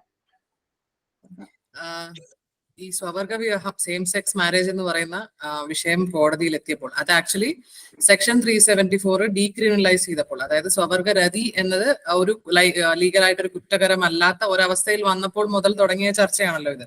ആദ്യം അതിനുവേണ്ടിയായിരുന്നു ഈ ഓർഗനൈസേഷനുകളുടെ എല്ലാവരുടെയും ആവശ്യം. അത് കഴിഞ്ഞപ്പോൾ മുതൽ ഈ ചർച്ച പൊതുസമൂഹത്തിൽ നിലനിൽക്കുന്നു. നമ്മളിപ്പോ എനിക്ക് ഇവിടെ ഉള്ള ബാക്കിയുള്ളവരെ എല്ലാരെയും ഞാൻ കണ്ടില്ല, പക്ഷെ നമ്മളെല്ലാവരും ഒരു സാമൂഹിക ചുറ്റുപാടിൽ വളർന്നവരാണ്. അതായത് ഒരു പർട്ടിക്കുലർ ആയിട്ടുള്ള കുറച്ചുകൂടെ ട്രഡീഷണൽ ആയിട്ടുള്ള സാമൂഹിക ചുറ്റുപാടിൽ വളർന്നവരാണ്. അതുകൊണ്ട് തന്നെ വിവാഹം എന്ന കോൺസെപ്റ്റിനെ കുറിച്ച് നമ്മൾക്ക് കുറച്ചുകൂടെ കൺസർവേറ്റീവ് ആയിട്ടുള്ള ചിന്തകളും കാര്യങ്ങളുമാണ് നമ്മൾക്ക് എല്ലാവർക്കും ഉള്ളത്. പക്ഷേ ഇപ്പോൾ നടക്കുന്ന ചർച്ചകളിൽ ഏറ്റവും അധികം പങ്കെടുക്കുന്നവരും ഈ ചർച്ചകളിൽ മുന്നോട്ട് വന്നിരിക്കുന്നവർ ഇപ്പോ മേനകാ ഗുരുസ്വാമി എന്നും അരുന്ധതി കഡ്ജു എന്ന് പറയുന്ന 2 ഫീമെയിൽ വക്കീലന്മാരാണ് ഈ സെക്ഷൻ 377 ഡീക്രിമിനലൈസേഷൻ മുതൽ ഈ കേസിന് പുറകിൽ നിൽക്കുന്നത്. 5 പെറ്റീഷണേഴ്സ് ഉണ്ടെങ്കിലും അവര് ഒരു സെയിം സെക്സ് കപ്പിളാണ്, അവർ ഒരുമിച്ച് താമസിക്കുന്നവരാണ്, അവർ തന്നെ ഈ കേസ് ഇതിനു വേണ്ടി വാദിക്കുന്നവരുമാണ്. അവരുടെ വാദങ്ങളും മറ്റും കോടതിയിൽ വരുമ്പോൾ ഇതിനെക്കുറിച്ച് വളരെയധികം വാചാലരായി പ്രതികരിക്കുന്നത് നമ്മളുടെ യുവാക്കളാണ്. അതായത് വിവാഹ പ്രായം എത്തി നിൽക്കുന്ന യുവാക്കൾ, ഇപ്പോൾ ഇനി വിവാഹ കർമ്മങ്ങളിലേക്ക് കടക്കാൻ ഉദ്ദേശിക്കുന്നവർ, അതിലും താഴെ പ്രായമുള്ളവർ എല്ലാവരും. അവരുടെ ചിന്തകൾ എന്താണ്, എന്തുകൊണ്ട് അവർ ഇതിനെ സപ്പോർട്ട് ചെയ്യുന്നു എന്നുള്ളതാണ് ഞാൻ കഴിഞ്ഞൊരു 3-4 കൊല്ലമായിട്ട് ഇതിനെക്കുറിച്ച് ചിന്തിക്കുന്നത്. എന്തുകൊണ്ട് അവർക്ക് ഇതിനോട് ഒരു ഇതുണ്ട്, എന്താണ് അവരുടെ ചോദ്യങ്ങൾ എന്നുവെച്ചാൽ, നമ്മൾ എപ്പോഴും ട്രഡീഷണൽ ആയിട്ടുള്ള ഒരു സിസ്റ്റം വളരെ ഭംഗിയായിട്ട് നടന്നു വന്നുകൊണ്ടിരിക്കുന്ന ഇത്രയും കാലമായിട്ട് വിവാഹം കഴിക്കുന്നു, ചിലർക്ക് കുട്ടികൾ വേണ്ട, ചിലർക്ക് കുട്ടികൾ വേണം, കുട്ടികൾ ഉണ്ടാക്കുന്നവർ ആ കുട്ടികളെ വളർത്തുന്നു. അത് നമ്മളുടെ തന്നെ ഒരു ധർമ്മത്തിന്റെ ഭാഗമായിട്ട്, പ്രത്യേകിച്ചും ഹിന്ദു ധർമ്മത്തിൽ കുട്ടികളെ വളർത്തുക, വലുതാക്കുക, വിവാഹം കഴിപ്പിക്കുക, അവരെ ഗൃഹസ്ഥാശ്രമത്തിലേക്ക് കൊണ്ടുവരിക എന്ന് പറയുന്നത് നമ്മുടെ ധർമ്മത്തിന്റെ ഭാഗം കൂടെയാണ്. അപ്പൊ നമ്മൾ പലരും ആ ഒരു ട്രഡീഷണൽ സെറ്റപ്പിൽ നിൽക്കുന്നു. ഇത് വളരെ നന്നായിട്ട് ഭംഗിയായിട്ട് വർക്ക് ചെയ്യുന്ന ഒരു സെറ്റപ്പാണ്. എന്തിനെതിരെ മാറ്റണം എന്നുള്ളതാണ് നമ്മളിൽ പലർക്കും ഉണ്ടായ, എസ്പെഷ്യലി ഞാൻ എന്നെ കുറിച്ച് പറയാം, എനിക്കുണ്ടായ ചോദ്യം. അതായത് എന്തെങ്കിലും ഒന്ന് നന്നായിട്ട് നടക്കുന്നില്ലെങ്കിൽ അതിനെ റിപ്പയർ ചെയ്താൽ പോരെ എന്നുള്ളതാണ് എപ്പോഴും ഏതെങ്കിലും ഒരു പുതിയ നവോത്ഥാനമോ അല്ലെങ്കിൽ എന്ത് കൊണ്ടുവരുമ്പോഴും ഉള്ള ചോദ്യം എപ്പോഴും മനസ്സിലതാണ്. പക്ഷെ ഈ കുട്ടികൾ തിരിച്ച് നമ്മുടെ അടുത്ത് ചോദ്യങ്ങൾ ചോദിക്കുമ്പോൾ ഉത്തരം പറയാൻ പറ്റാത്ത കുറെ കാര്യങ്ങളുണ്ട്. അതിൽ നിന്ന് തന്നെ ഈ സാറ് നേരത്തെ പറഞ്ഞതുപോലെ ഒരു സിവിൽ യൂണിയൻ അല്ലെങ്കിൽ ഒരു വിവാഹം പോലെ ഒരു അഡ്ജസ്റ്റ്മെന്റ് എങ്കിലും ഇവർക്ക് കൊടുക്കാൻ കഴിയണം എന്നൊരു ചിന്തയിലേക്കാണ് ഞാനിപ്പോൾ വന്ന് നിൽക്കുന്നത്. വിവാഹം എന്ന് പറയുന്നത് പ്രിഡോമിനന്റ്ലി ഇന്ത്യയിൽ ഇന്നും ഏറ്റവും അധികം മതപരമായി തന്നെയാണ് വിവാഹം നടക്കുന്നത്. മതപരമായ വിവാഹങ്ങൾ ഹിന്ദു ധർമ്മത്തിലായാലും ക്രിസ്ത്യാനിറ്റിയിലായാലും ഇസ്ലാമിലായാലും ജൂതന്മാരിലും പാർസികളിലും എല്ലാം മതപരമായ വിവാഹം നടത്തണമെങ്കിൽ പുരുഷൻ പതി എന്ന വാക്ക്, സ്ത്രീ പത്നി എന്ന വാക്ക് എന്ന പോലെ അവർ തമ്മിലുള്ള ഒരു ബന്ധം സ്ഥാപിക്കലും അതിൽ നിന്നുണ്ടാകുന്ന ഒരു ആത്മീയ പ്രവാഹവുമാണ് വിവാഹം എന്ന മതപരമായ വിവാഹം. എന്നാൽ നമ്മുടെ രാജ്യത്ത് മതപരമല്ലാത്ത വിവാഹം നടത്താനും അനുവാദം കൊടുക്കണം എന്നതിന് ഒരു legal provision special marriage act എന്ന് പറയുന്നുണ്ട്. അതായത് മതമില്ലാതെ ജീവിക്കാനുള്ളവർ അല്ലെങ്കിൽ ഇതര മതത്തിൽ നിന്ന് വന്ന് സങ്കരമായി അവർക്ക് മതം മാറാൻ താല്പര്യമില്ലാത്തവർ, അങ്ങനെയുള്ളവർക്ക് കൊടുത്തിട്ടുള്ള ഒരു സ്പെഷ്യൽ മാരേജ് ആക്ട് ഉണ്ട്. ആ ഫെസിലിറ്റി ഉപയോഗിച്ച് ഇപ്പോൾ ഈ സ്വവർഗ രതിക്ക് സെയിം സെക്സ് മാരേജിന് വേണ്ടി കേസ് കൊടുത്തതിൽ അഭിജിത് അയ്യർ മിത്ര എന്ന് പറയുന്ന ആള് പറയുന്നത്, എനിക്ക് ഹിന്ദു മാരേജ് ആക്ട് പ്രകാരം തന്നെ കല്യാണം കഴിക്കണം, എനിക്ക് സ്പെഷ്യൽ മാരേജ് ആക്ട് പോരാ, എന്റെ റിലീജിയസ് റെസ്പോൺസിബിലിറ്റീസ് എന്റെ പേരൻസിനോടും എന്റെ ആചാര്യന്മാർക്കും എന്റെ പിതൃക്കളോടുമുള്ള എന്റെ ഋണം പൂർത്തിയാക്കണമെങ്കിൽ ഞാൻ ഒരു ഗൃഹസ്ഥനാകണം, എനിക്ക് ഫർദർ ആയിട്ട് ഗൃഹസ്ഥൻ ചെയ്യുന്ന എല്ലാ കാര്യങ്ങളും പൂർത്തീകരിക്കണം, എനിക്ക് അവർക്കൊരു പൗത്രനോ അല്ലെങ്കിൽ പൗത്രിയോ കൊടുക്കണം. ഈ അവകാശങ്ങളെല്ലാം എനിക്കുള്ളതാണ്. ആസ് എ റിലീജിയസ് പേഴ്സൺ എന്റെ അവകാശങ്ങൾ റിലീജിയസ് ആയിട്ടുള്ള ഒരു മതപരമായ അവകാശങ്ങളുടെ ഹനനമാണ് കൂടെയാണ് എനിക്ക് റിലീജിയസ് ആയിട്ട് വിവാഹം ചെയ്യാൻ പറ്റില്ല എന്ന് പറയുന്നത്. അതിലെനിക്ക് ആപത്തിയുണ്ട് എന്ന് വെച്ചാൽ അതിനോട് എങ്ങനെ തർക്കിക്കണമെന്ന് എനിക്ക് ഇതുവരെ അറിയില്ല. എന്ന് വെച്ചാൽ ആ പറയുന്നതിൽ വളരെയധികം ലോജിക് ഉണ്ട്. ഒരാള് സ്വവർഗരതി അല്ലെങ്കിൽ സ്വവർഗപ്രേമിയാണ് എന്നുള്ളത് കൊണ്ട് അവരുടെ അവകാശങ്ങളെല്ലാം നിന്നു പോകണം എന്ന് പറയുന്നതിന് തുല്യമായിട്ടൊരു ആർഗ്യുമെന്റ് ഉണ്ടാക്കാൻ എന്റെ മനസാക്ഷി സമ്മതിക്കുന്നില്ല. എന്ന് വെച്ചാൽ ഈ ഭാരതം തന്നെ റെക്കഗ്നൈസ് ചെയ്തു അവര് ചെയ്യുന്നത് കുറ്റകരമല്ല, അതൊരു അബിറേഷൻ അല്ല എന്നുള്ളത് രാജ്യം റെക്കഗ്നൈസ് ചെയ്ത കാര്യമാണ്. അപ്പോൾ അവരങ്ങനെ ഒരു ബന്ധം ആഗ്രഹിക്കുന്നു എന്നുള്ളത് കൊണ്ട് തന്നെ അവരുടെ എല്ലാ അവകാശങ്ങളും അവസാനിക്കണോ, ധാർമ്മികമായ അവകാശങ്ങൾ അവസാനിക്കണോ എന്നുള്ള ചോദ്യം ഇപ്പോഴും മനസ്സിലുണ്ട്. പക്ഷേ നമ്മളുടെ കാലാകാലങ്ങളായി നടന്നു പോന്നിരിക്കുന്ന പദ്ധതികൾ മാറ്റണം ഇവർക്കായി. എന്ന് വെച്ചാൽ പതി പത്നി എന്ന വാക്കിൽ 2 പുരുഷന്മാർ വന്നു നിൽക്കുമ്പോൾ ഇതിൽ ആരാണ് പതി ആരാണ് പത്നി? ഒരു പുരോഹിതന്റെ മുമ്പിലാണ് വിവാഹം കഴിക്കുന്നതെങ്കിൽ അദ്ദേഹം കുഴങ്ങി പോവുകയാണ്. അപ്പോ അങ്ങനെ ഒരു വലിയൊരു ക്രൈസിസ് ക്രിയേറ്റ് ചെയ്തുകൊണ്ട് വേണോ ഇത് ചെയ്യേണ്ടത്, അതോ സ്പെഷ്യൽ മാരേജ് ആക്ട് എന്നതിന്റെ താഴെ വരണമോ എന്നുള്ളതാണ്. ഇപ്പൊ അരുന്ധതി കഡ്ജു മേനകാ ഗുരുസ്വാമിയുടെ സബ്മിഷൻസ് വായിക്കുമ്പോൾ അവര് പറയുന്നത് എല്ലാ ആകാംക്ഷകളും എല്ലാ ആഗ്രഹങ്ങളും ഒരാളെ വിവാഹം കഴിക്കുമ്പോൾ അത് പ്രജനനത്തിന് വേണ്ടി മാത്രമോ അല്ലെങ്കിൽ സെക്ഷൽ റിലേഷൻഷിപ്സിന് വേണ്ടി മാത്രമോ അല്ല, ഒരാളുമായിട്ട് ഒരു പ്രേമബന്ധം നിലനിർത്താൻ ഇതെല്ലാം ഒരു ബേസിസ് ആണ് താനും. ഇന്ത്യൻ നിയമത്തിൽ അനുസരിച്ചാണെങ്കിൽ തന്നെ രണ്ട് വിവാഹിതർ തമ്മിൽ ഈ സെക്ഷൽ ബന്ധവും പ്രജനനവും എല്ലാം വളരെ ഇമ്പോർട്ടന്റ് ആയിട്ടുള്ള, അതായത് ഒരു ഡൈവോഴ്സിന് ചെല്ലാൻ പോലും പറ്റുന്ന കാര്യങ്ങളാണ് ഈ സെക്ഷൽ ഒരു വിവാഹത്തിൽ സെക്ഷൽ റിലേഷൻഷിപ്പ് ഇല്ലായികയോ അല്ലെങ്കിൽ കുട്ടികൾ ഉണ്ടാവാതിരിക്കുകയോ ചെയ്യുന്നത് പോലും. അപ്പോൾ അവർ പറയുന്നത് ഞങ്ങൾക്ക് ഞങ്ങളുടെ വിവാഹ ജീവിതത്തിൽ അതാണ് അതിന്റെ ഫാക്ടർ എങ്കിൽ എന്തുകൊണ്ട് ഞങ്ങൾക്ക് മറ്റവകാശങ്ങൾ ഹനിക്കപ്പെടണം എന്നുള്ള ചോദ്യമാണ് ഈ കുട്ടികളെല്ലാവരും, ഈ രണ്ട് വക്കീൽമാർ മാത്രമല്ല എല്ലാ കുട്ടികളും ചോദിക്കുന്നത്. ഇപ്പൊ ഇന്ന് ഇന്ത്യ മഹാരാജ്യത്ത് ഒരു സിംഗിൾ ആയിട്ടുള്ള ആൾക്ക്, അതായത് വിവാഹം കഴിച്ചിട്ടില്ലാത്ത ആൾക്കോ അല്ലെങ്കിൽ ഒരാൾക്ക് വിവാഹത്തിൽ കഴിച്ചിട്ടുള്ള ഒരാൾക്കോ പോയിട്ട് നമുക്കൊരു കുട്ടിയെ അഡോപ്റ്റ് ചെയ്യാം. അത് ലീഗലായി തന്നെ ചെയ്യാം. സിനിമാ താരങ്ങൾ ഒരുപാട് പേര് ഉദാഹരണമായിട്ട് കാണിച്ചിട്ടുണ്ട്. കരൺ ജോഹർ, അതുപോലെ ഒരുപാട് പേരുകൾ എനിക്ക് ഓർമ്മ വരുന്നില്ല. ഞാൻ ആ കേസുകൾ വായിച്ചിട്ടുണ്ട്. അവർക്കെല്ലാവർക്കും അവർക്ക് ഒന്നുകിൽ കുട്ടിയെ അഡോപ്റ്റ് ചെയ്യാം അല്ലെങ്കിൽ സറോഗസി വഴി. സറോഗസി ഇന്ത്യയിൽ ലീഗൽ ആണോ എന്ന് എനിക്കറിയില്ല. പക്ഷെ അവരെല്ലാവരും സറോഗസി വഴി, ഇപ്പോ നയൻതാര എന്ന് പറയുന്ന കുട്ടി ഒക്കെ സറോഗസി വഴി കുട്ടികളെ ഉണ്ടാക്കിയിട്ടുള്ളവരാണ്. അത് സെയിം സെക്സ് കപ്പിളായിട്ട് പോലും അവർക്ക് എന്തോ ഫിസിക്കലി പ്രോബ്ലം ഉണ്ട് എന്നുള്ളത് കൊണ്ട് അവർ സറോഗസി വഴി കുട്ടിയെ ലീഗലായിട്ട് ഉണ്ടാക്കിയതാണ്. അപ്പോൾ ഒരു ഒരു ഹെട്രോസെക്ഷൽ കപ്പിൾ സറോഗസി വഴിയോ അല്ലെങ്കിൽ അഡോപ്ഷൻ വഴിയോ കുട്ടിയെ എടുക്കുമ്പോൾ എന്തുകൊണ്ട് ആ അവകാശങ്ങൾ ഞങ്ങൾക്ക് ഹനിക്കപ്പെടണം? ഞങ്ങളുടെ ബെഡ്റൂമിൽ എന്ത് നടക്കുന്നു എന്നുള്ളത് ഞങ്ങളുടെ കുടുംബജീവിതത്തിൽ ബാധകമാവും എന്ന് പറയുന്നതിന് എന്താണ് ശാസ്ത്രീയമായ അടിത്തറ? ഞങ്ങളുടെ കൂടെ ജീവിക്കുന്ന കുട്ടികൾ, ഇപ്പോൾ ഈ അച്ഛനമ്മമാര് സാധാരണ ഒരു മാമൂൽ എന്താന്ന് വെച്ചാൽ അച്ഛനും അമ്മയും ഉണ്ടാവും. സ്കൂളിൽ ചെല്ലുമ്പോൾ നിന്റെ അമ്മ ആരാണെന്ന് ചോദിക്കുമ്പോൾ രണ്ട് അച്ഛന്മാരേ ഉള്ളൂ, അല്ലെങ്കിൽ അച്ഛൻ ആരാന്ന് ചോദിക്കുമ്പോൾ രണ്ടമ്മമാരേ ഉള്ളൂ എന്ന് പറയുന്ന കുട്ടികൾക്ക് ഉണ്ടാകുന്ന മാനസിക പ്രശ്നങ്ങൾ, ഇതെല്ലാം സൈക്കാട്രിയിൽ ഒരുപാട്, ഇപ്പൊ അഭിലാഷ് സാർ പറയുമായിരിക്കും, സൈക്കോളജിക്കലായിട്ട് ഒരുപാട് ഇമ്പാക്ട് ഉണ്ടാക്കുന്ന കാര്യങ്ങൾ തന്നെയാണ്. കുട്ടികൾക്ക് മാനസികമായ വ്യഥ ഉണ്ടാക്കുന്നതും അവർക്ക് കൺഫ്യൂഷൻ ഉണ്ടാക്കുന്നതും ഒക്കെയാണ്. പക്ഷേ അപ്പോൾ കുട്ടികൾ തിരിഞ്ഞു ചോദിക്കുന്ന ചോദ്യം, ഡിവോഴ്സി ആയിട്ടുള്ള ആളുകളുടെ മക്കൾക്ക് വ്യഥയില്ലേ? വീട്ടിൽ ഡൊമസ്റ്റിക് വയലൻസ് നടക്കുന്ന ആളുകളുടെ കുട്ടികൾക്ക് വ്യഥയില്ലേ? അതെല്ലാം രാജ്യം അഡ്രസ് ചെയ്ത് അവരെ എല്ലാവരും, നിങ്ങൾ രണ്ടുപേരും തമ്മിൽ ഇത് ഡൈവോഴ്സ് ചെയ്യാൻ പാടില്ല, കുട്ടിക്ക് വ്യഥ ഉണ്ടാകും എന്നുള്ളത് കൊണ്ട് ഇങ്ങനത്തെ കാര്യങ്ങൾ, അല്ലെങ്കിൽ പുനർവിവാഹം ചെയ്തൊരു കുട്ടി പോകുമ്പോൾ പുതിയതായി വന്ന അച്ഛനോ അമ്മയോ തുല്യമായി സ്നേഹം കാണിക്കാത്തത് കൊണ്ടാണ് ഉണ്ടാവുന്ന കുട്ടികൾക്ക് വ്യഥയില്ലേ? അപ്പൊ വിവാഹം എന്നുള്ളൊരു സിസ്റ്റം ഇപ്പോൾ നടക്കുന്ന രീതിയിൽ അത് പെർഫെക്റ്റ് അല്ല, അതിൽ എല്ലാ കാര്യങ്ങളും കവേർഡ് അല്ല. അപ്പൊ ഇങ്ങനത്തെ ഈ ഒരു ഗ്രൂപ്പ്, അത് വളരെ മൈനോറിറ്റി ആയിട്ടൊരു ഗ്രൂപ്പ്, 10% പോലും ഇപ്പോഴും അമേരിക്കയിൽ നോക്കുകയാണെങ്കിൽ അമേരിക്കയുടെ പോപ്പുലേഷന്റെ 7% എന്തോ ആണ് സ്വവർഗ വിവാഹം കഴിക്കുന്നവർ. മൊത്തം വിവാഹങ്ങളുടെ കണക്കെടുത്ത് നോക്കിയാൽ അത് 7% ഉള്ളൂ. അപ്പൊ അത്രയും ചെറിയൊരു മൈനോറിറ്റിക്ക് നിങ്ങൾ ഈ അവകാശങ്ങൾ ഡിനൈ ചെയ്തത് കൊണ്ട് സമൂഹത്തിന് എന്ത് ലാഭമാണ് ഉണ്ടാവുന്നത് എന്നുള്ള ചോദ്യങ്ങൾക്ക് ഉത്തരം കൊടുക്കാൻ, ഒരു ലോജിക്കൽ ആയിട്ടുള്ള ഉത്തരം കൊടുക്കാൻ എനിക്ക് സാധിക്കുന്നില്ല. ബിക്കോസ് അതുകൊണ്ട് തന്നെ ആ ഉത്തരം കൊടുക്കാനില്ലാത്തത് കൊണ്ട് തന്നെ ഞാൻ ആ ആർഗ്യുമെന്റിൽ, ആ ഒരു വാദത്തിൽ ഞാൻ ഇപ്പോൾ കൺവിൻസ്ഡ് ആയിട്ട് നിൽക്കുകയാണ്. എന്ന് വെച്ചാൽ എനിക്ക് മറുപടി കൊടുക്കാൻ പറ്റുന്നില്ല, കൺവിൻസിംഗ് ആയിട്ടുള്ള മറുപടി ഇല്ലാത്തതുകൊണ്ട്. ഒരാൾക്ക് അവകാശങ്ങൾ ഹനിക്കപ്പെടാൻ എന്തൊക്കെയാണ് ഒരു രാജ്യം, അയാളൊരു കുറ്റവാളി ആയിരിക്കുമ്പോഴാണ് ശരിക്കും പറഞ്ഞ അവകാശങ്ങൾ ഹനിക്കപ്പെടുന്നത്.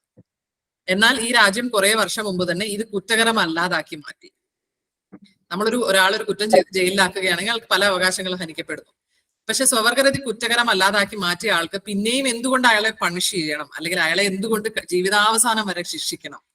ഒരിക്കലും ഒരു സ്വവർഗരതി ഇഷ്ടപ്പെടുന്ന ഒരാൾക്ക് വേറെ ഹെട്രോസെക്ഷൽ ബന്ധങ്ങളിലേക്ക് ചെല്ലാൻ പറ്റില്ല എന്നിരിക്കെ, ഹെട്രോസെക്ഷൽ ബന്ധങ്ങളിലേക്ക് ചെന്നാൽ മാത്രമേ നിങ്ങൾക്ക് നിങ്ങളുടേതായ ഷോഡശ സംസ്കാരം കംപ്ലീറ്റ് ചെയ്യാൻ പറ്റുള്ളൂ, നിങ്ങൾക്ക് നിങ്ങളുടേതായ ഒരു കുട്ടി ഉണ്ടാവണം എന്നുള്ള ആഗ്രഹം പൂർത്തീകരിക്കാൻ പറ്റുള്ളൂ. അങ്ങനത്തെ നിബന്ധനകൾ എന്തിനൊരു രാജ്യം അവരുടെ മുമ്പിൽ വെക്കണം, പ്രത്യേകിച്ചും ഇതൊരു മൈനോറിറ്റി ആകുമ്പോൾ? പിന്നെ നമ്മൾക്ക്, എന്റെ പ്രായത്തിൽ, എന്റെ അച്ഛൻ്റെ അമ്മയുടെയും പ്രായത്തിലുള്ള ആളുകൾക്കും ആണെങ്കിലും എല്ലാവർക്കും ഉള്ള ആങ്സൈറ്റി എന്ന് വെച്ചാൽ, ഇത് ഒരു നിയമപരമായിട്ട് സാധൂകരിച്ചാൽ ഇതിനെ നോർമലൈസ് ചെയ്യുക, അതായത് രാജ്യം ഇതിനെ അക്സെപ്റ്റ് ചെയ്തു, ഇനി എല്ലാവരും സ്വവർഗരതിക്കാര് ആയിക്കോളൂ, നാളെ മുതൽ കുട്ടികൾ എല്ലാവരും ഇതിനെക്കുറിച്ച് ചിന്തിക്കാൻ തുടങ്ങും എന്നുള്ള ഒരു കാര്യം പലർക്കും ആകാംക്ഷയുണ്ട്. പക്ഷെ അത് അഗെയിൻ സൈക്കോളജിസ്റ്റ് ആണ് ഇതിന് മറുപടി തരാൻ പറ്റുള്ളൂ. എന്ന് വെച്ചാൽ ഇത് ആരെങ്കിലും ചെയ്യുന്നത് കണ്ടിട്ടുണ്ടാവുന്ന ഒരു പ്രക്രിയയാണോ, അതോ ഉള്ളിൽ നിന്ന് തന്നെ ഉണ്ടാവുന്ന ഒരു ചോദനയാണോ, അവർക്ക് ഇത് മാറ്റാൻ കഴിയുമോ? ഇതെല്ലാം ഒരു സൈക്കോളജിക്കൽ ഡിസ്കഷൻ ആണ്, നമ്മൾക്കൊന്നും അതിനുള്ള കപ്പാസിറ്റി ഇല്ല. പക്ഷെ ഇതുപോലത്തെ എന്തുകൊണ്ട് അവർക്ക് അവകാശങ്ങൾ ഹനിക്കപ്പെടണം, അത് രാജ്യത്തിന് ഇപ്പോൾ നടന്നുകൊണ്ടിരിക്കുന്ന നല്ലോണം നടന്നുകൊണ്ടിരിക്കുന്ന ഒരു സിസ്റ്റം, അത് മെയിൻറ്റെയിൻ ചെയ്ത് പോകാൻ വേണ്ടി ഇവരെന്തിനു സാക്രിഫൈസ് ചെയ്യണം? ഈ 7% ആളുകൾ അല്ലെങ്കിൽ 10% ആളുകൾ അവരെന്തിനു അവരുടേതായിട്ടുള്ള ആഗ്രഹങ്ങളും എല്ലാം. പിന്നെ ഈ മേനകാ ഗുരുസ്വാമിയുടെ സബ്മിഷനിൽ പറഞ്ഞിരിക്കുന്നു, എനിക്ക് സ്വത്തുണ്ടെങ്കിൽ എനിക്ക് അത് മരണശേഷം എന്റെ പാർട്ട്ണർക്ക് അത് കൊടുക്കാൻ പറ്റില്ല. ഞാൻ ഒരാളുടെ കൂടെ 70-75 കൊല്ലം ജീവിക്കണം എന്ന് മുന്നോട്ട് പോയി കഴിഞ്ഞാൽ 75 കൊല്ലം കഴിഞ്ഞ് ഞാൻ എന്തെങ്കിലും ഒരു ദിവസം മരിക്കുമ്പോൾ അല്ലെങ്കിൽ 50 കൊല്ലം കഴിഞ്ഞ് മരിക്കുമ്പോൾ എന്റെ സ്വത്തിന്റെ ഒരു ഭാഗം അല്ലെങ്കിൽ എന്റെ ഒരു ഏർണിങ്സിന്റെ ഭാഗം അവർക്ക് എനിക്ക് കൊടുത്തിട്ട് പോകാൻ പറ്റുന്നില്ല. എന്റെ ആൻസിസ്ട്രൽ സ്വത്ത് എനിക്ക് അവർക്ക് കൊടുക്കാൻ പറ്റുന്നില്ല. ഇങ്ങനത്തെ വളരെ ലെജിറ്റിമേറ്റ് ആയിട്ടുള്ള കാര്യങ്ങളാണ് അവർ റേസ് ചെയ്തിരിക്കുന്നത്. അതിനൊന്നും നമ്മൾക്ക് ഉത്തരം പറയാൻ പറ്റുന്നില്ല. നമ്മൾ പറയുന്നത് ഇത് ചെയ്തു കഴിഞ്ഞാൽ നമ്മളുടേതായ എന്തോ ഒരു വ്യവസ്ഥിതി തകരും എന്നാണ് പറയുന്നത്. പക്ഷെ വ്യവസ്ഥിതി ഓൾറെഡി തകർന്നിരിക്കുകയാണെന്നാണ് കുട്ടികൾ നമ്മളോട് ചോദിക്കുന്ന തിരിച്ചു ചോദ്യം. ഡിവോഴ്സുകൾ സാധാരണമാണ്, അഡോപ്ഷൻ സാധാരണമായി, സറോഗസി സാധാരണമായി. നമ്മൾ എന്ത് വ്യവസ്ഥിതിയെ കുറിച്ചാണ് ഇപ്പോൾ സംസാരിക്കുന്നതെന്നാണ് ചോദ്യം വന്നിരിക്കുന്നത്. അപ്പോ അഭിലാഷ് സാറ് പറഞ്ഞു കഴിയുമ്പോൾ നമുക്ക് കൂടുതൽ ക്ലാരിറ്റി കിട്ടും. Thank you Padmaji. എന്തായാലും നമ്മുടെ ചർച്ച വളരെ നല്ല രീതിയിലാണ്. ഈ പറയുന്ന പോലെ നമുക്ക് അടുത്ത് നമ്മുടെ അഭിലാഷ് സാറിന്റെ അഭിപ്രായങ്ങൾക്കായിട്ട് കാതോർക്കുന്നു. Thank you so much. നല്ലപോലെ ഇതൊക്കെ തുടങ്ങി. എന്നെ മലയാളം ഇച്ചിരി കുഴപ്പം, so sorry for that, but I will try my best to cover most of the things in Malayalam only. So yeah, so നമ്മളിത് സെയിം സെക്സ് മാരേജിന്റെ കാര്യങ്ങൾ from a psychology perspective we see, നമ്മളൊരു സയന്റിഫിക് ആയിട്ട് ഈ കാര്യങ്ങൾ ഓർക്കണം. Instead of triggering everything and enforcing something completely based on emotions. That's what science is all about. ഇനി നമ്മൾ സെയിം സെക്സ് മാരേജസ് ഒക്കെ നോക്കുമ്പോൾ ആദ്യമേ ഒരാളുടെ sexual orientation when can he confirm, we need to check that out from a psychological perspective. For example, കുട്ടികൾ ഒരു 12 വയസ്സാകുമ്പോൾ അവരുടെ സെക്ഷുവൽ ഓറിയന്റേഷൻ, അത് they are interested in men, whether they are interested in women, that they start exploring. With few people, with few kids who are driven by certain feminine traits, by the age of 17 or 18, they can sometimes get confused or confusion now with am I interested in the same sex? If I'm a man, I'm interested in man, or whether I'm interested in women. So many occasions ഈ confusion ആവുമ്പം ചില പേര് അല്ലെങ്കിൽ society ഒരു pressure അവരുടെ അടുത്ത് enforce ചെയ്യും. അതുകൊണ്ട് ചില പേര് സപ്രസ് ചെയ്യും അവരുടെ സെക്ഷുവാലിറ്റി, ചില പേര് ഇൻഫ്ലുവൻസ് ആവും. പക്ഷെ that is not the right age. Child needs to a teenage mind actually develops fully by the age of 25. അപ്പം 25 വയസ്സ് വരെ ആരെങ്കിലും ഇങ്ങനത്തെ ഡിസിഷൻ ഉണ്ടാക്കിയാൽ parents are not supposed to support their kids for that, because they are still in a state of confusion. അവരുടെ sexuality എന്തുവാ അവർക്കപ്പം ആ സമയത്ത് കൺഫേമിറ്റി ഇല്ല. ഓക്കെ, 25 വയസ്സാവുമ്പം അത് കഴിഞ്ഞ് ഏതെങ്കിലും പിള്ളേരെ പറഞ്ഞാൽ like I would like to get married to like a boy says that he wants to get married to a boy only, or a girl says that she wants to get married to a girl, then we can say okay, they are at the right age and they have all the rights to take the decision. Now ഞാൻ same sex മാരേജിന്റെ against അല്ല. It is totally the individual's choice. Everyone has a right to get married, to be in love with the person they want to be with, and it doesn't matter what the gender of the individual is. So there is a very interesting law. From Denmark ante oru law ivaru submit cheyan pova, wherein you have all the rights to get married to somebody of your choice, but you cannot have kids, you cannot have children unless you have a license to have children. Now what is that license? പുള്ളാറുകൾ, if you need to go through a training program, a parental training. അത് കഴിഞ്ഞ് അത് complete ചെയ്ത് നിങ്ങൾക്ക് certificate ഒക്കെ കിട്ടിയെങ്കിൽ only you will be authorized to have kids. Now the reason they are saying this is you have all the rights to get married, to form a family, പക്ഷേ നിങ്ങൾക്ക് നല്ലപോലെ parental awareness ഇല്ലെങ്കിൽ you will not be able to raise your kids in the right manner, because of which those kids can become threat to the society in the future. They can become drug addicts, they can become criminals, they can be any other, they can destroy their life because the parents are not capable or self-aware about how to raise their kids. So in the similar manner, നമ്മൾ ഗേ മാരേജിന്റെ ഇപ്പം കാര്യങ്ങൾ സംസാരിച്ചപ്പോൾ, so same sex marriage is absolutely fine, but the trauma and the psychological pressure that child will experience living in the society of heterosexuals is totally unacceptable for the children, because you do not know how much that child would be able to accept it. You married, that is absolutely fine. It was totally your choice. But how can you confirm that the child, who are an unborn child, would be able to accept the consequences of your actions in the future? Okay. So those things are very critical concerns that we have. Another reason, another thing that I want to say that, okay, നമ്മളിപ്പം ഒരു കാര്യം പറഞ്ഞു, like because of the heterosexual society we have today, which has been a tradition of Kerala, like we normally get married in a very traditional cultural way. So just to maintain that tradition, why should we, like, not accept or deny the rights of these 7 to 10% minorities who wants to get into same-sex marriage? There is a very interesting study done on this. നമ്മളിപ്പം ചില പേര് transgender ഒക്കെ ആവും. Okay, like they change their sexual orientation. Okay, they will get their transgender operations done, wherein there's a very significant amount of population in the US recently where men had their sexual transmission done and they became female.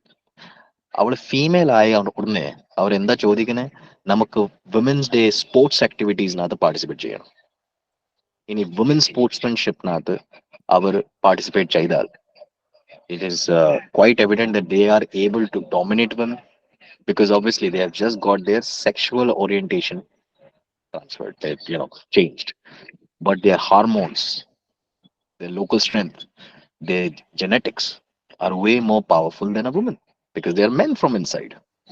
Now it is totally unfair to those women who are fighting really hard, who are struggling, who put in a lot of effort to win the game, and in the same game field you allow these men who have just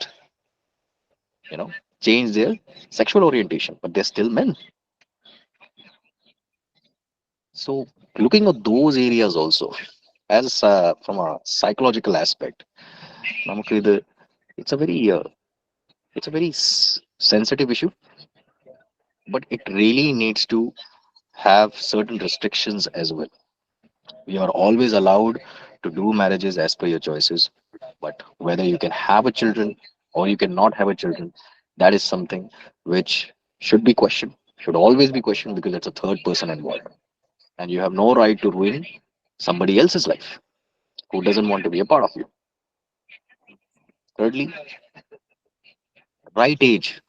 As parents, our children get influenced by such tradition, because we have to understand എല്ലാവരുടെ കയ്യിൽ ഇന്ന് telephones ഒക്കെ ഉണ്ട്, എല്ലാവരുടെ കയ്യിലും web access ഉണ്ട്, എല്ലാം videos ഒക്കെ അവർക്ക് കാണാം.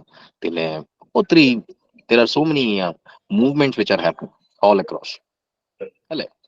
അപ്പം kids, since their mind is not fully developed till the age of 25, they easily get influenced by any kind of material. Okay, and this is something I can scientifically prove it to you. നമ്മളുടെ terrorist organisation or നമ്മളുടെ army or police, നമ്മൾ കയറാൻ പോകുമ്പോൾ ഒരു fix age ഉണ്ട്. By that age if you have got selected, it is fine. After that age they will not hire. എന്താ restriction? ആ restriction എന്തൊക്കെയാണ്? Because after a certain age, a human mind thinks more consciously. They think about the consequences of their action. They become more practical. That's why it is not possible to influence them. Okay, so we really need to correct our kids or protect them in this manner, that whenever they develop such issues, we have to identify what's happening. Are they sure about it or not? Until the age of 25, they can never be sure. Mostly these are concerns related to body image issues. There's a term we use in psychology, body image issues, wherein a person is not able to accept its body. For example, or boy child life. Okay, അവന് 10 വയസ്സ് 12 വയസ്സായപ്പോൾ he will start competing subconsciously with other men. Now naturally, let's say he has a very weak physical, he has a weak physical demeanor, he's not that active, that energetic. Now since he's consciously competing with other men, he's feeling inferior. Because of that inferiority, he's developing a thought, maybe I'm not capable of being a man.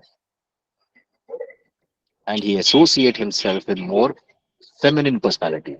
For that case, women. Okay. And during this process, there is nobody who is counseling him, suggesting him, giving him that strength, and he's not comfortable discussing it with the parents also. The issue persists. Okay. അപ്പം ഒത്തിരി വർഷങ്ങൾ ആ same thought pattern continue ആവുമ്പം by the age of 18, 19, he starts believing he was better supposed to be born as a woman. And he transitions in that direction. This is the reason why a very recent study was conducted in which close to 60 to 90% people who associated themselves with the opposite, the other gender, as per the real gender, they associated themselves with the other gender. By the age of 18 to 19, when the counselings were done, they realize it is not the fact. They do not want their genders to be transferred. 60 to 90% as per the research. So 25 is the ideal age. That's my number one take on that. Never allow or push any child or support any child for any kind of gender transition before this age, because their mind is not fully developed. They're only thinking emotionally. They're not able to rationalize. They're not consciously active, and they're not stable. And secondly, it is their right to be in love, to settle down if they want. If a girl wants to marry a girl, if a man wants to marry a man, that's totally their choice. But to add one more life, it is that life's decision whether he wants to or she wants to associate himself or herself with them or not. So these are the two insights that I wanted to share. Yeah, now we can carry it forward. Yeah, thank you. Thank you. അങ്ങനെ നമ്മൾ 3 പേരുടെയും ആദ്യത്തെ ഒരു റൗണ്ടിൽ പ്രധാനപ്പെട്ട points കേട്ടിരിക്കുകയാണ്. അപ്പൊ അതില് നമുക്കിപ്പോ പ്രധാനമായിട്ടും ഇപ്പോ 2 പോയിന്റ്സ് വളരെ പ്രധാനമായിട്ട് വന്നിട്ടുണ്ട്. ഒന്ന് ഈ പറയുന്നത് പോലെ നമ്മളുടെ ടോപ്പിക് തന്നെ ഏതാണ്, വ്യക്തിയിലും കുടുംബത്തിലും സമൂഹത്തിലും സ്വവർഗ വിവാഹം ഉണ്ടാക്കാവുന്ന ഇമ്പാക്ട് അതെന്തായിരിക്കും എന്നാണ് നമ്മൾ ആലോചിക്കുന്നത്. അപ്പൊ അതിന്റെ പോസിറ്റീവും നെഗറ്റീവുമായ കാര്യങ്ങൾ ഇപ്പൊ ഇവിടെ ചർച്ചയിൽ വന്നു. 2 പ്രധാനപ്പെട്ട പോയിന്റ്സ് വന്നത്, ഒന്നെന്ന് പറയുന്നത് റിലീജിയസ് ആയിട്ട് വിവാഹം കഴിക്കണം എന്നുള്ള എനിക്ക് എന്റെ അച്ഛനോട് മാതാപിതാക്കളോടുള്ള ഋണം. ഇതില് പക്ഷേ സത്യത്തില് നമുക്ക് ഗീതയും വേദാന്ത ഉപനിഷത്തുകളും ആണ് നമ്മളുടെ യഥാർത്ഥ നമ്മളുടെ അടിസ്ഥാനം എന്ന് പറയുന്നത്. സത്യത്തില് ഭാരതീയ സംസ്കാരത്തില് ഈ ലൈംഗിക സുഖത്തിനായിട്ടുള്ളതല്ല കുടുംബം എന്ന് പറയുന്നത്. അപ്പൊ അതുകൊണ്ട് തന്നെ ഒരു ട്രഡീഷണൽ ആയിട്ടുള്ള ഒരു വിവാഹം കൊണ്ട് ഒരിക്കലും ഒരാളിന് തന്റെ പിതൃക്കളോടുള്ള ഋണമോ അല്ലെ കുടുംബത്തിനോടുള്ള ഋണമോ തീർക്കാൻ പറ്റുമെന്ന് ഇത് എന്റെ അഭിപ്രായമാണ്. പക്ഷെ അങ്ങനെ സംഭവിക്കില്ല. അപ്പൊ അതൊരു വാലിഡ് പോയിന്റ് ആണെന്ന് എനിക്ക് എന്തായാലും തോന്നുന്നില്ല. കാരണം വിവാഹം എന്ന് പറയുന്ന ഒരു യജ്ഞമാണ്. നമ്മളുടെ എല്ലാ കർമ്മങ്ങളും യജ്ഞമാണ്. വിവാഹം ഒരു യജ്ഞമാണ്. ആ യജ്ഞം എന്ന് പറയുന്നത് 2 വ്യക്തികള് ഒരുമിച്ച് ചേരുകയും പുത്രോത്പാദനം നടത്തുകയും അതുവഴി സത്യത്തിൽ ഒരു പുത്രൻ അല്ലെ പുത്രി ഉണ്ടാവുമ്പോൾ എത്രയോ തലമുറ മുമ്പുള്ള പിതൃക്കളാണ് അവിടെ അവരുടെ മോക്ഷം ഈ പുത്രപൗത്രന്മാരെ ആശ്രയിച്ചിരിക്കുക. ഈ എല്ലാത്തിനും ഒരു ചോദ്യങ്ങൾ ഉണ്ടാവും. അപ്പൊ കുട്ടികളില്ലാത്തവർ എന്ത് ചെയ്യും എന്നൊക്കെ ഉള്ളത്. അത് വേറൊരു കാര്യം. വേദാന്തം കൃത്യമായിട്ട് ഇതാണ് പറയുന്നത്.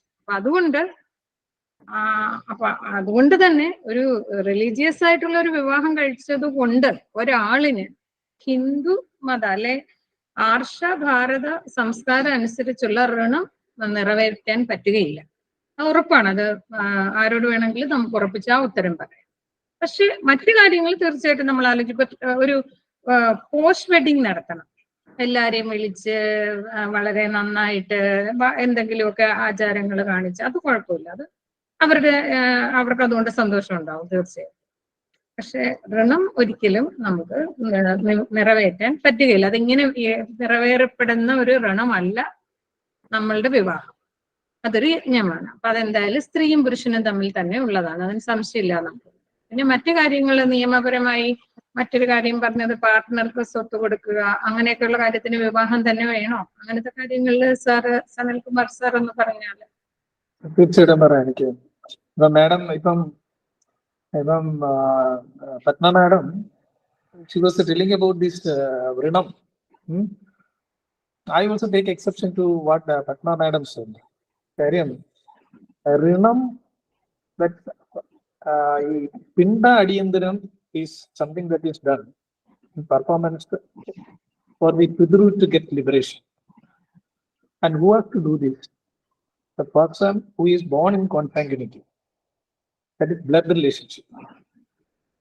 Blood relationship, those persons, that is why the adoption has come into force. Or that a purpose of adoption is for that this liberation and the Pidru karma. You see, in ancient days, we could see that some kings, if they don't have their male children, they went for adopting male children from other royal families. The purpose is for doing this liberation and for getting this rituals done for liberation of the soul. That is earlier believed that it has to be done by son or son or the male descendants. That is why earlier kings were opting for adoption if they don't have male children from other royal families. So that in a way, certain rituals are conducted for the purpose of completion of adoption. So religious purposes. This has to be done. So unless it is done in the way that is prescribed by our scriptures, it will never amount to any kind of adoption as is conceived by Hindu scriptures and the Smritis or all that. So what I would say is that there must be consanguinity for the liberation to be achieved for a departed soul. Suppose what Madam said, that a man, he is in love with another man. He says that he wants to have a marriage solemnized under the religious text. And then suppose that he is a Hindu, can after marriage he beget a son for the purpose of this this liberation, for Rina, Karma, etc., etc. That Rina Bandhanam is the soul's bond with each other. That my son, me, my son's son, they are in the line to perform this ritual for the liberation of the soul. So a person, suppose a Hindu male is marrying another Hindu male and he adopts a child from different family. That is only legal adoption, not a religious adoption. Can we say that a Hindu be satisfied that he is getting liberation on this adopted son performing the rituals for liberation? You can't say that. So that is absolutely, I think that is a proposition which we can't accept for the time being if we go by the religious scriptures, Smritis, etc., etc. Madam Patna was also telling about the mental trauma that is faced by an adopted child in a school in the process of its upbringing. When he ഞാനൊന്ന് ഒരു 2 മിനിറ്റത്തേക്ക് ഞാനൊന്ന് excuse ചെയ്യാണ്. എന്റെ വാതിൽക്കൽ ആരോ മുട്ടുന്നുണ്ട്, ഒന്ന് നോക്കിയിട്ട് വന്നോട്ടെ. Please continue. Then I will continue after when Madam. Please continue. That aspect. Then the moderator was also asking about the property disposal, which is it possible unless a marriage is registered? I think that there is no necessity for a marriage to be performed. If I wish to have my property disposed on my death, because we have testamentary succession. ഇഷ്ടദാനം ഒക്കെ എഴുതാൻ തോന്നുന്നു അല്ലേ? അങ്ങനെ you can execute a will. And you are also, it is a very convenient method of disposal of property. If gay couple are they are living together, and at a point at the extreme epitome of what you say that now one decides to settle the entire property in favor of the other by way of a will. That is a safe way of disposal of property, and that is the declaration of his intention that his property has to be disposed of after his death.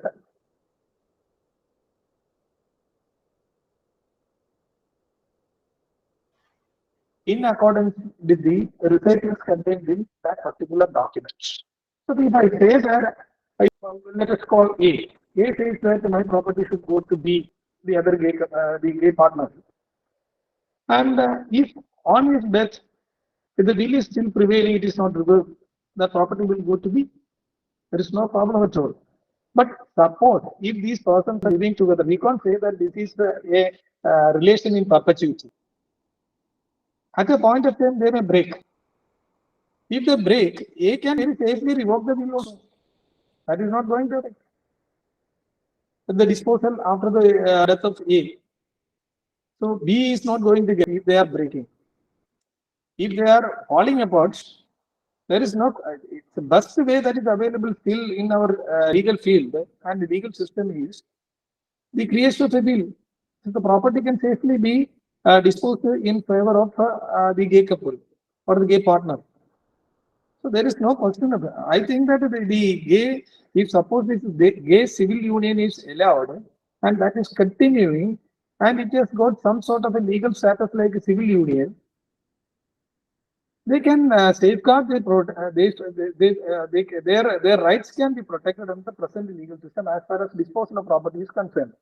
Then you take the case of insurance claims also. In insurance claims also, you go by the present standard format, you can nominate a person. And if there are some other difficulties also faced, that can also be cured on the administrative side with some orders or rules which are framed in the insurance laws. There is no need for a separate status to be given to the gay couple or the lesbian couple as marriage. Because marriage is a sacrosanct term.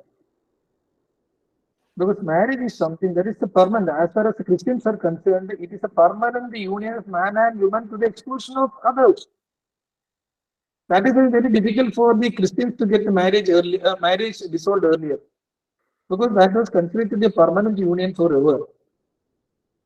As far as Hindus are also concerned, more or less the same line, Hindus are also following. And one more aspect, when we say that they should also get all the rights of divorce, what about divorce? That was, I also had that doubt. ഇവര് divorce ചെയ്യുമ്പോൾ ഇവർ adopt ചെയ്ത കുട്ടി what would be the status of the child? That is adoption. That is another area that is concerning us. Yes, and there are some statistics I can share on that as well, if you would like. Yeah, definitely. And also, that I was telling about this, the grounds for divorce. They claim certain rights that are available under the Special Marriage Act. We all see very big inconsistency, very big paradoxes that emerges when this gay couple are claiming rights equal with the other heterosexuals by naming their civil union as marriage. One such instance is that, let us see, the Divorce Act, the Indian Divorce Act, and also the Special Marriage Act, the Hindu Marriage Act. In all these marriage laws, there are so many grounds for divorce. So many grounds for divorce. Very interestingly, one is non-consummation of marriage. Non-consummation of marriage is a ground for divorce. That itself will, in fact, I don't know. See, can we say that there is consummation of marriage between gay couple or a lesbian? For that matter? the thing is, there are certain things which പത്മാജി പറഞ്ഞ ചില കാര്യങ്ങള് ഈ teenage കുട്ടികളോട് ഞാൻ ഈ കാര്യത്തെ പറ്റി സംസാരിച്ചിട്ടുണ്ട്. അധ്യാപികയാണ്, എന്റെ കുട്ടികളും വലിയ കുട്ടികളാണ്. അപ്പോ എനിക്ക് സത്യത്തില് അഭിലാഷ് സാർ പറഞ്ഞപ്പോഴാണ് ഇതിന്റെയൊക്കെ ഒരു ഈ കുട്ടികള് ഇവരെല്ലാവരും പത്മാജി പറഞ്ഞത് ശരിയാണ്. ടീനേജ് കുട്ടികൾ എല്ലാവരും തന്നെ ഇതിനെ ഒരു തെറ്റായി കാണുന്നവരേ അല്ല. അപ്പൊ അതിന്റെ എനിക്ക് അതിന്റെ ഉത്തരം ഇപ്പൊ മനസ്സിലായി. കാരണം 25 വയസ്സൊക്കെ ആവുമ്പോഴാണ് ഇവർക്കത് യഥാർത്ഥത്തിൽ ഇതിന്റെ ഒരു അപ്പൊ നമ്മള് മുതിർന്നവർ തീർച്ചയായിട്ടും രണ്ടു വശവും ആലോചിക്കേണ്ടവരാണ്. ടീനേജ് കുട്ടികൾ തീർച്ചയായിട്ടും ഒരു വശം മാത്രം, അത് അവർക്ക് അങ്ങനെയാണെങ്കിൽ അങ്ങനെ, അതിനിപ്പോ എന്താ. അപ്പൊ പിന്നെ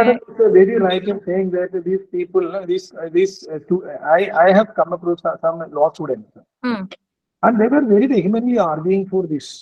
Yes. Because they are in between 17 and 23 age group. They don't know what would be its consequences.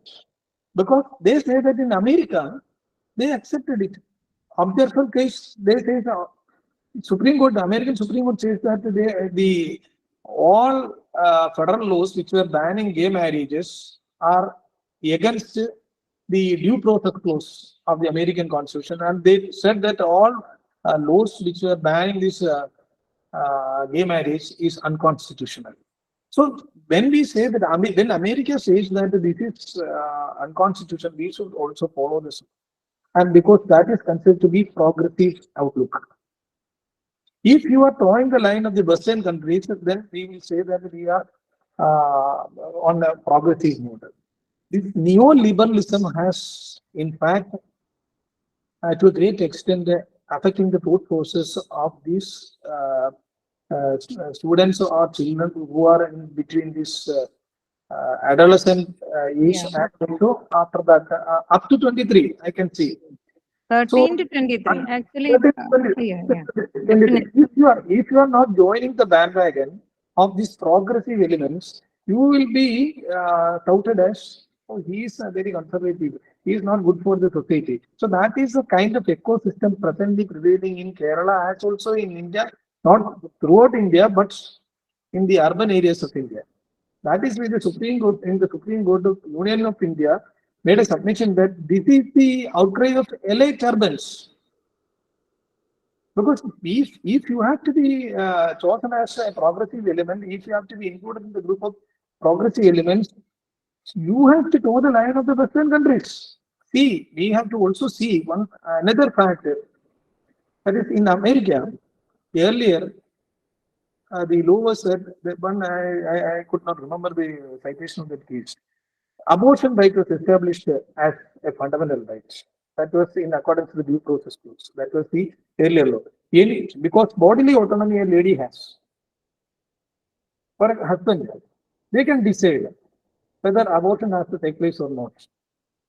So any law that is preventing abortion was declared to be against the due process clause of American Constitution.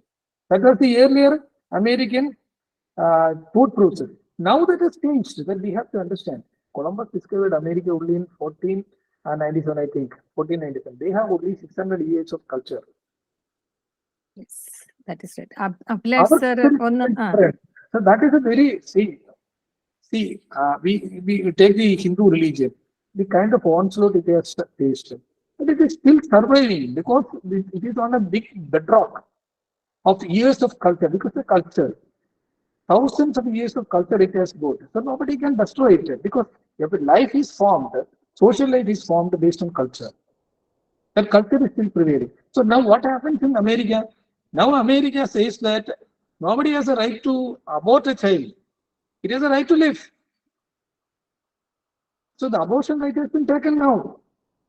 You can't decide whether your fetus has to be has to undergo miscarriage or not. You can't do it now.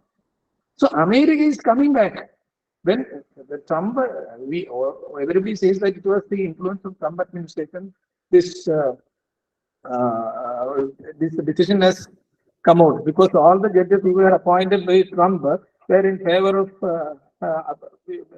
doing away with the abortion rights. Now America has come back to the culture, I would say culture, not the conservative outlook. So when they are coming back to culture, then we are going away from culture. So that is the big dilemma Indian polity is facing now. And I think that our thought process, especially those persons who are claiming to be the intelligentsia, their thought process is more influenced by the neoliberals, libertarians, all that. So that is actually destroying the basic cultural foundation of India. Then, madam, ഒരു കാര്യം Abhilash sir ഇടയ്ക്ക് ഒരു statistics പറയാന്ന് പറഞ്ഞാൽ നമുക്ക് അതൊന്ന് കേട്ടിട്ട്.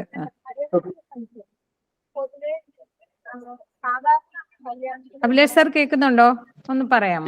കേൾക്കാം. ഓക്കെ, സോ എന്റെ ഒരു ഇതിനകത്തൊരു something I want to add ചെയ്യാം. നമ്മൾ ഏതെങ്കിലും കൺട്രി നമ്മൾ ഫോളോ ചെയ്താൽ, okay, let's say we talk about British or Denmark or any other country, or whenever we try to do a comparison, നമ്മൾ ഇത് നോക്കണം, like whatever actions or decisions they are making, what are the consequences of those actions, what are the statistics says, what are the future has in store for it. In case if the outcome is positive, only then India as a country or Kerala as a nation should accept it, first of all. Just because some country is doing it, we are not supposed to accept it. So now let's look at some statistics. When we talk about gay and lesbian marriages in US, 45% of marriages end up in divorce, where same sexual relationships are happening. Second statistic says 84%. There was a research done on all the prisoners, people who are criminals in America.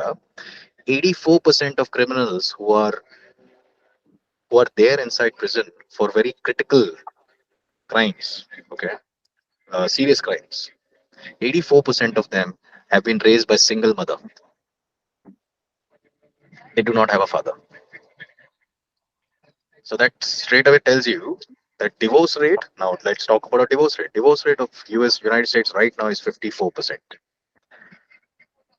Now when you look at these statistics, you realize that marriage is not just a constitution of love or affection or just to have fun. Marriage is a constitution of responsibility, because you are bringing a new life. And that life will be responsible for the evolution of your own species. So we have to be responsible towards it. It's like simple. നമ്മൾ ഒരു ജോലി ചെയ്യാൻ നേരത്തെ നമ്മൾ manager ആണെങ്കിൽ, അല്ലോ കമ്പനിയുടെ owner ആണെങ്കിൽ, നമ്മൾ ആർക്കാ ജോലി കൊടുക്കുന്നത്? A person who is responsible to do his duty. In the similar way, any adaptation of policy or anything that we want to run in our country, just because some country is doing it, no, I don't think that we should follow it. We should look at the outcome.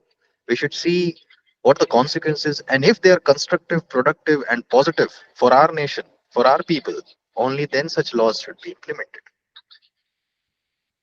And when we look at the statistics of gay marriages as well as divorce rates in the US, they are in a terrible state. India is way better than them. Our nation is way better than them, because the divorce rate of India at the moment as we speak is 1.1%. And Kerala divorce rate is 0.32%. Now we can definitely say that in India, a lot of, in our culture, divorces are actually avoided, suppressed, shunned by the nation, shunned by the society and people. But even if we, let's say, if we take the ratio to, 10% also, okay, from 0.32%, let's say, divorce rates in India, like 10% of the population in Kerala wants divorce. Still, the number is way less than the American culture. It's because we value relationships, marriages, and we see them as a sense of responsibility and duty, which is very important. Often, normal same-sex marriages idane support cheyan pombam, it is absolutely fine. I'm not against it, but giving them the authority or the license to have kids, I'm totally against that, because in that case, they are jeopardizing the evolution of our species. And that's what statistics says. America adopted it, and they are in mess right now. That's all. Yeah. പത്മാജി ഒന്ന് സംസാരിക്കാമോ? കുറച്ച് നമുക്ക് ഫോറും എഗൻസ്റ്റും ഒക്കെ ആയ points ആയി. ഒന്ന് unmute ചെയ്യണേ. ഇതിനകത്ത് see, I am all for the continuation of traditional marriage systems. Religious marriage rights homosexualsന് കൊടുക്കുന്നത് ബുദ്ധിമുട്ടാകും. അത് both for this section of society as well as for the nation itself എന്നുള്ളത് ഫേം ആയിട്ട് ബിലീവ് ചെയ്യുന്ന ആളാണ്. ഹോമോസെക്ഷൽസ് അഡോപ്റ്റ് ചെയ്ത് കഴിഞ്ഞാൽ ആ കുട്ടികളുടെ കോൺസിക്വൻസസ് എന്താണ്, അതായത് ആ കുട്ടികളുടെ സൈക്കോളജിക്കൽ കോൺസിക്വൻസസ് എന്താണ് എന്നതിനെ കുറിച്ച് നല്ല ആൻസൈറ്റി ഉള്ള ആളുമാണ്. ബിക്കോസ് യുനോ ട്രഡീഷണൽ പേരന്റിങ്, ഇപ്പൊ അഭിലാഷ് സാർ പറഞ്ഞതുപോലെ ഡിവോഴ്സ് എന്ന് പറയുന്നതൊക്കെ വളരെ ചെറിയ നമ്പേഴ്സിലാണ് നമ്മുടെ ഇവിടെ ഉള്ളത്. ലാർജ്ലി ഈവൻ പാവപ്പെട്ടവരുടെ വീട്ടിലാണെങ്കിലും എപ്പോഴും ഒരു മെയിൽ ആൻഡ് ഫീമെയിൽ ഹെറ്ററോസെക്ഷൽ ഒരു എൻവയറൺമെന്റ് ആണ്. എൻവയറൺമെന്റ് എന്നേ ഞാൻ പറയുള്ളൂ. എന്ന് വെച്ചാൽ ചിലപ്പോൾ മുത്തശ്ശനായിരിക്കും, മുത്തശ്ശിയായിരിക്കാം, whatever it is, there is a presence of ഒരു എൻവയറൺമെന്റ് ഉണ്ട്. ഒരു ഹെറ്ററോസെക്ഷൽ ഒരു അമ്മ ഫിഗർ ഉണ്ട്, ഒരു അച്ഛൻ ഫിഗർ ഉണ്ട്. And definitely that is connected to the gender. അതായത് ഒരു സ്ത്രീക്ക് ഉള്ള മാതൃത്വവും ഒരു പുരുഷന് ഉണ്ടാകുന്ന ഒരു സെന്റിമെന്റ് കുട്ടിയോട് ഡിഫറെന്റ് ആണ്. അപ്പൊ സെയിം സെക്സ് കപ്പിൾസ് ഉള്ളിടത്ത് കുട്ടികൾക്ക് ആ ഒരു പെർട്ടിക്കുലർ ജെൻഡറിൽ നിന്ന് കിട്ടാവുന്ന ഒരു ജീവിത പാഠമാണോ സ്നേഹമാണോ എന്താണോ പറയണമെന്ന് എനിക്കറിയില്ല. പക്ഷെ അത് ലാക്ക് ചെയ്യുന്നുണ്ടെന്നുള്ളതിൽ തീർച്ചയായിട്ടും എനിക്ക്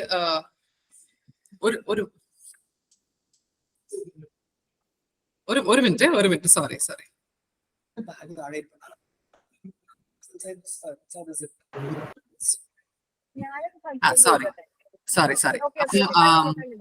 അത് നമ്മള് അതിനോട് എനിക്ക് യാതൊരു, ബിക്കോസ് ഇവരെല്ലാരും പറയുന്നതിനോട് എനിക്ക് യോജിപ്പ് തന്നെയാണ്. ബിക്കോസ് അങ്ങനെ ഒരു സിറ്റുവേഷനിൽ കുട്ടികളെ വെച്ചാൽ ഉണ്ടാകുന്ന ഇമ്പാക്ട് എന്താണ് എന്ന് നമ്മൾ സ്റ്റഡി ചെയ്തിട്ടില്ല.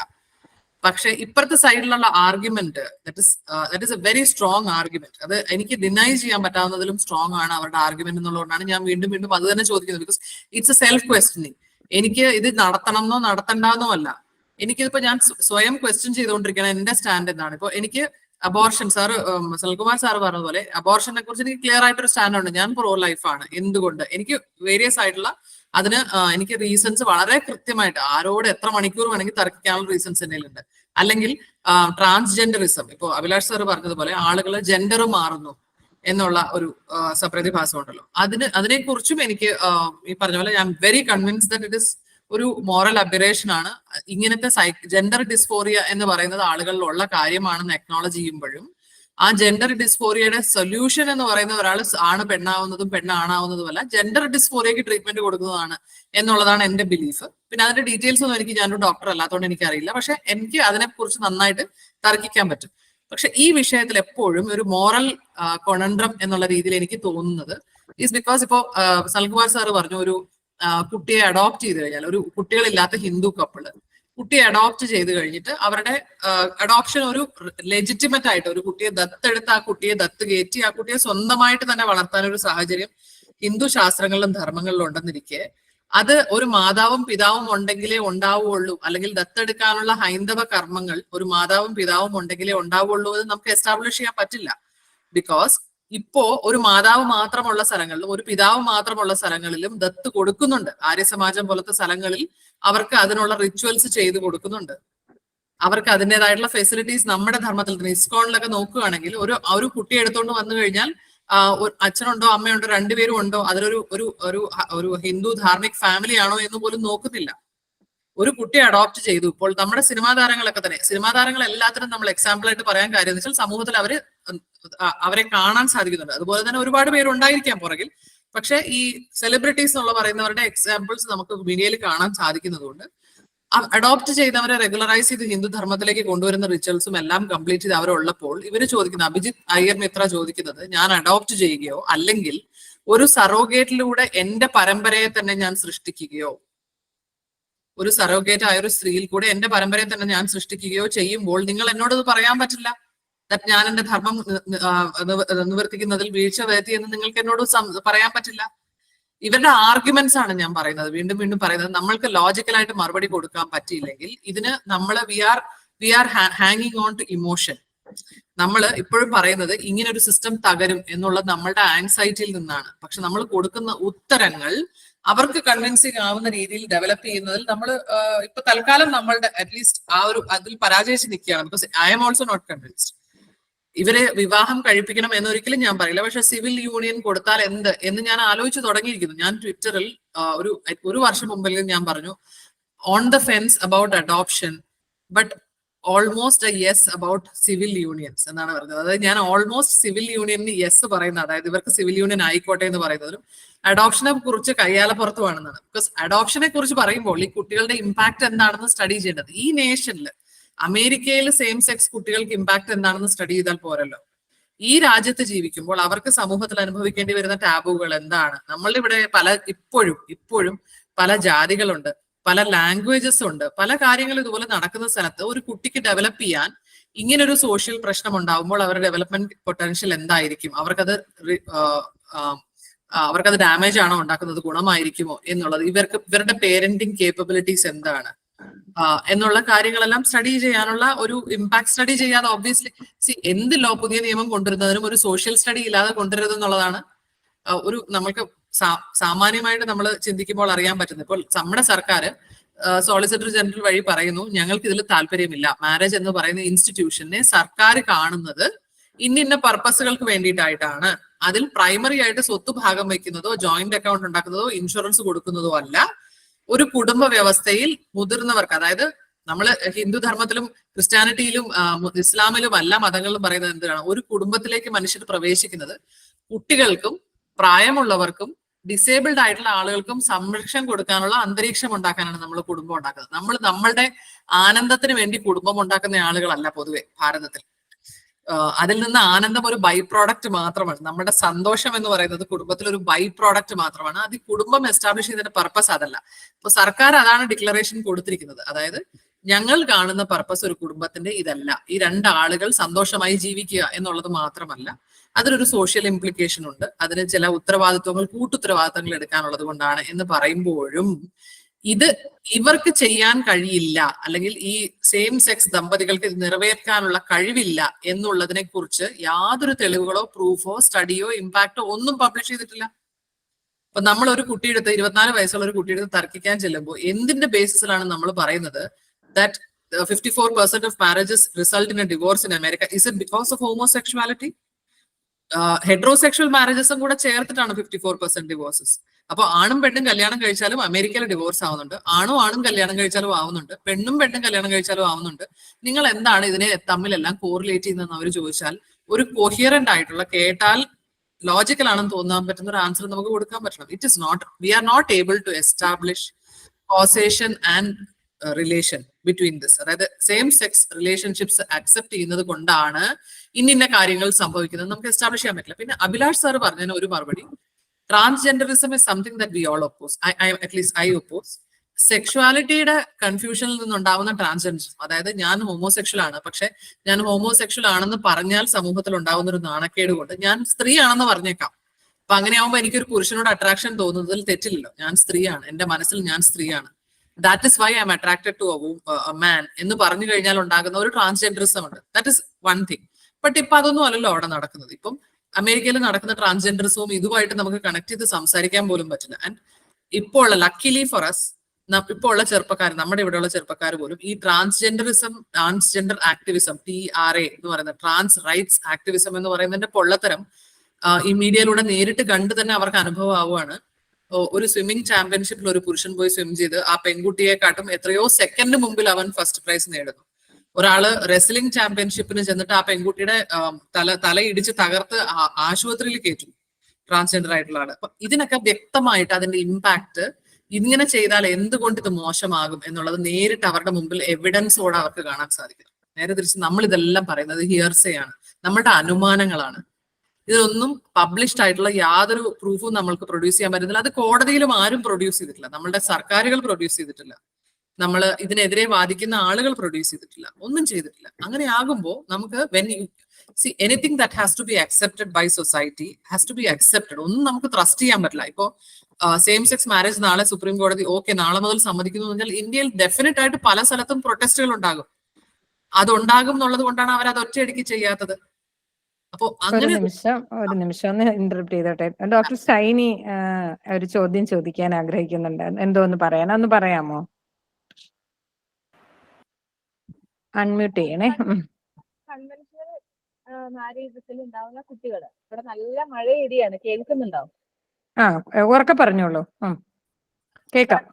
സാധാരണ കല്യാണത്തിൽ ഉണ്ടാകാവുന്ന കുട്ടികൾ എന്തെങ്കിലും കാരണം കൊണ്ട് അച്ഛനും അമ്മയും തമ്മിൽ പിരിഞ്ഞു പോയി കഴിഞ്ഞാൽ അത് കഴിഞ്ഞതിന് ശേഷം പിന്നെ ഈ കുട്ടികളുടെ ബാക്കി അവരുടെ കാര്യങ്ങൾ നോക്കുക എന്നുള്ളത് അച്ഛന്റെ അമ്മയുടെ ഉത്തരവാദിത്വത്തിൽ ഇമോഷണലിയും കൂടെ അവർ അറ്റാച്ച്ഡ് ആയിരിക്കും. ബയോളജിക്കലി അവരുടെ തന്നെ കുഞ്ഞുങ്ങളാണെന്നുള്ളത്.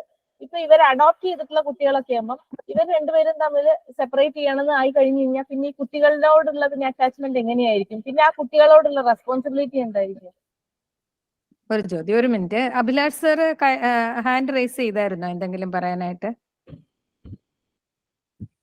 അതോ അറിയാതെയായിരുന്നോ? അഭിലാഷ് സർ കേൾക്കുന്നുണ്ടോ?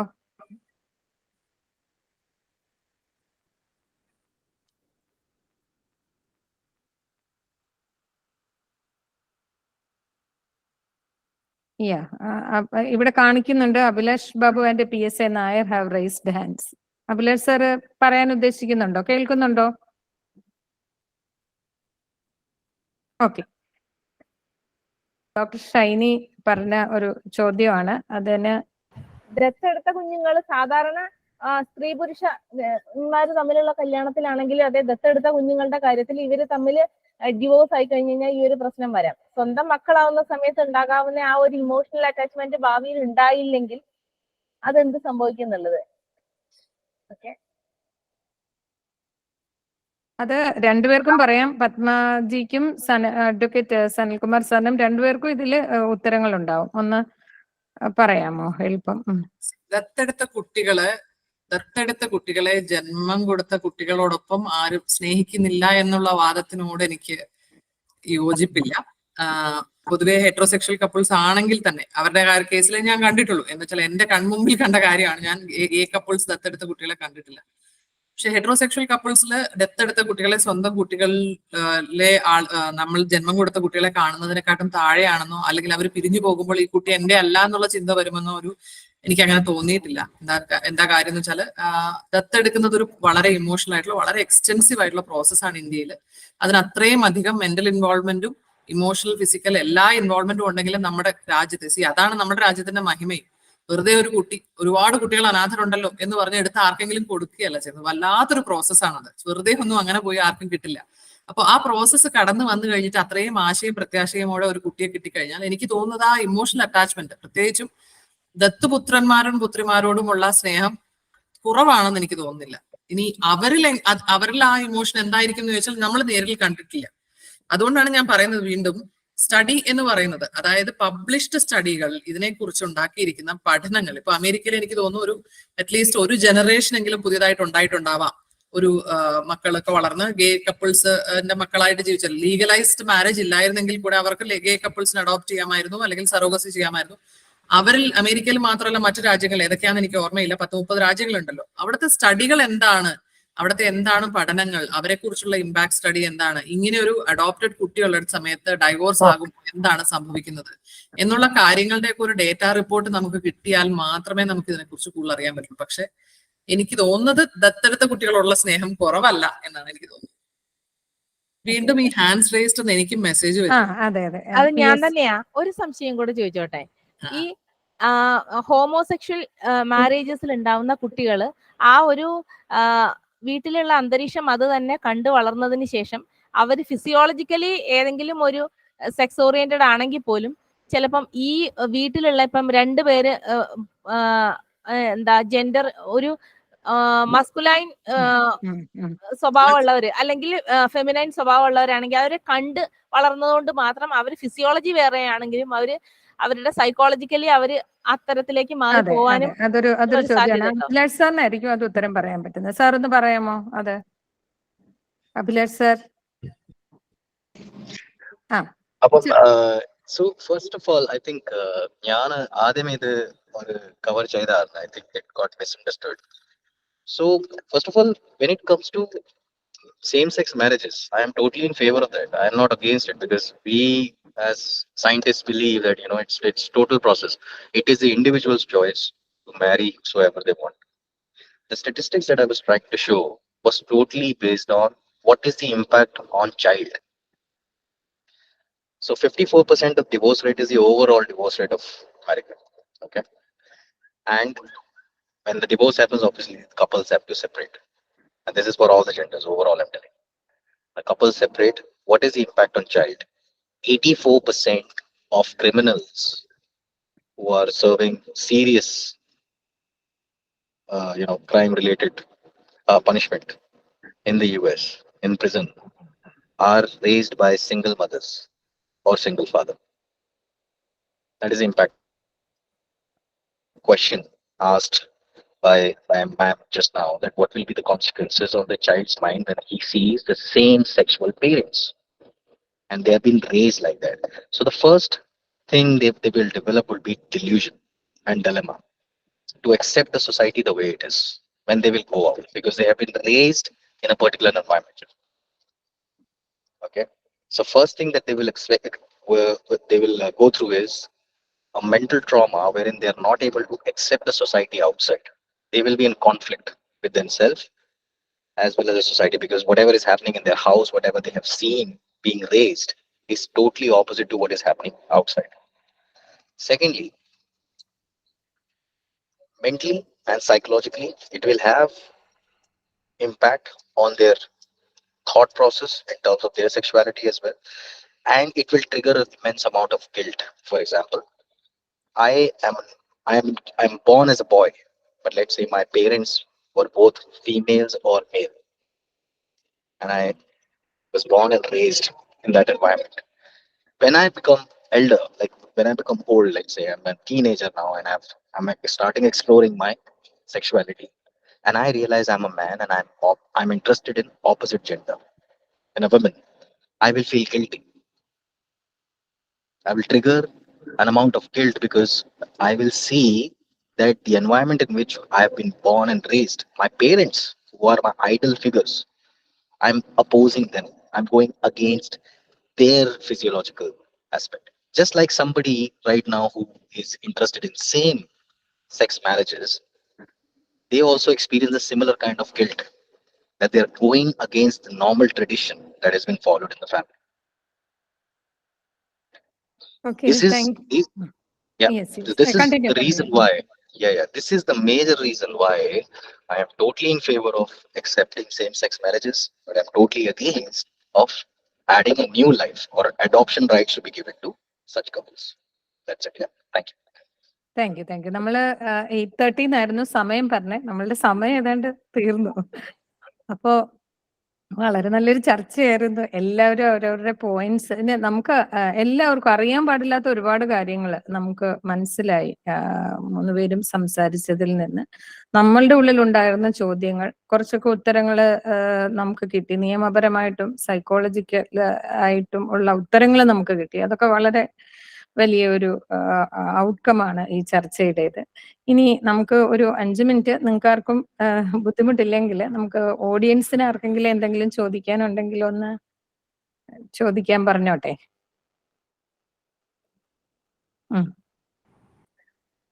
ആർക്കെങ്കിലും എന്തെങ്കിലും ഒന്ന് അൺമ്യൂട്ട് ചെയ്തിട്ട് ചോദിച്ചാൽ മതി.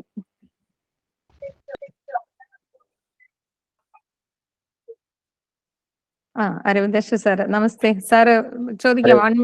പറഞ്ഞോളൂ, കേൾക്കുന്നുണ്ട്, പറഞ്ഞോളൂ. ഈ മനുഷ്യന്റെ ബോഡി ഡിസൈനർ മനുഷ്യനല്ല, പുരുഷനായാലും സ്ത്രീ ആയാലും അത് പ്രകൃതി ഡിസൈൻ ചെയ്തതാണ്.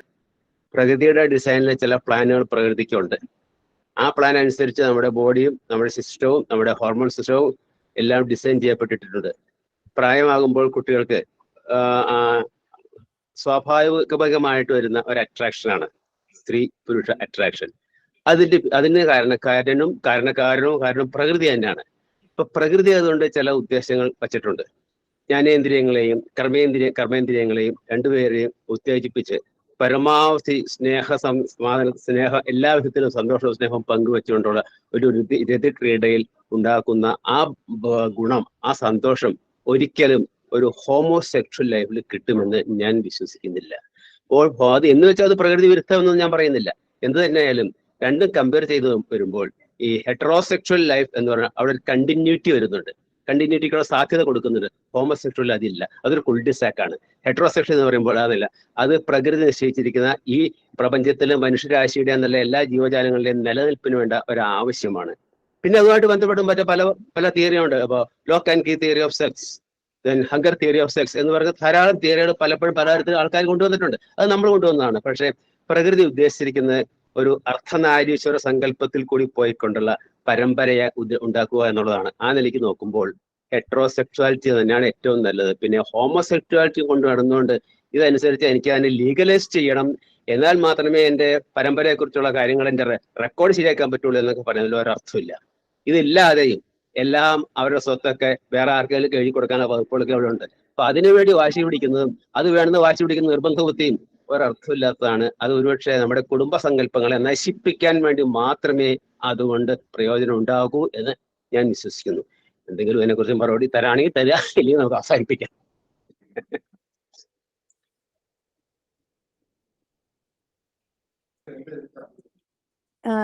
ഇനി ആർക്കെങ്കിലും എന്തെങ്കിലും പറയാനുണ്ടോ?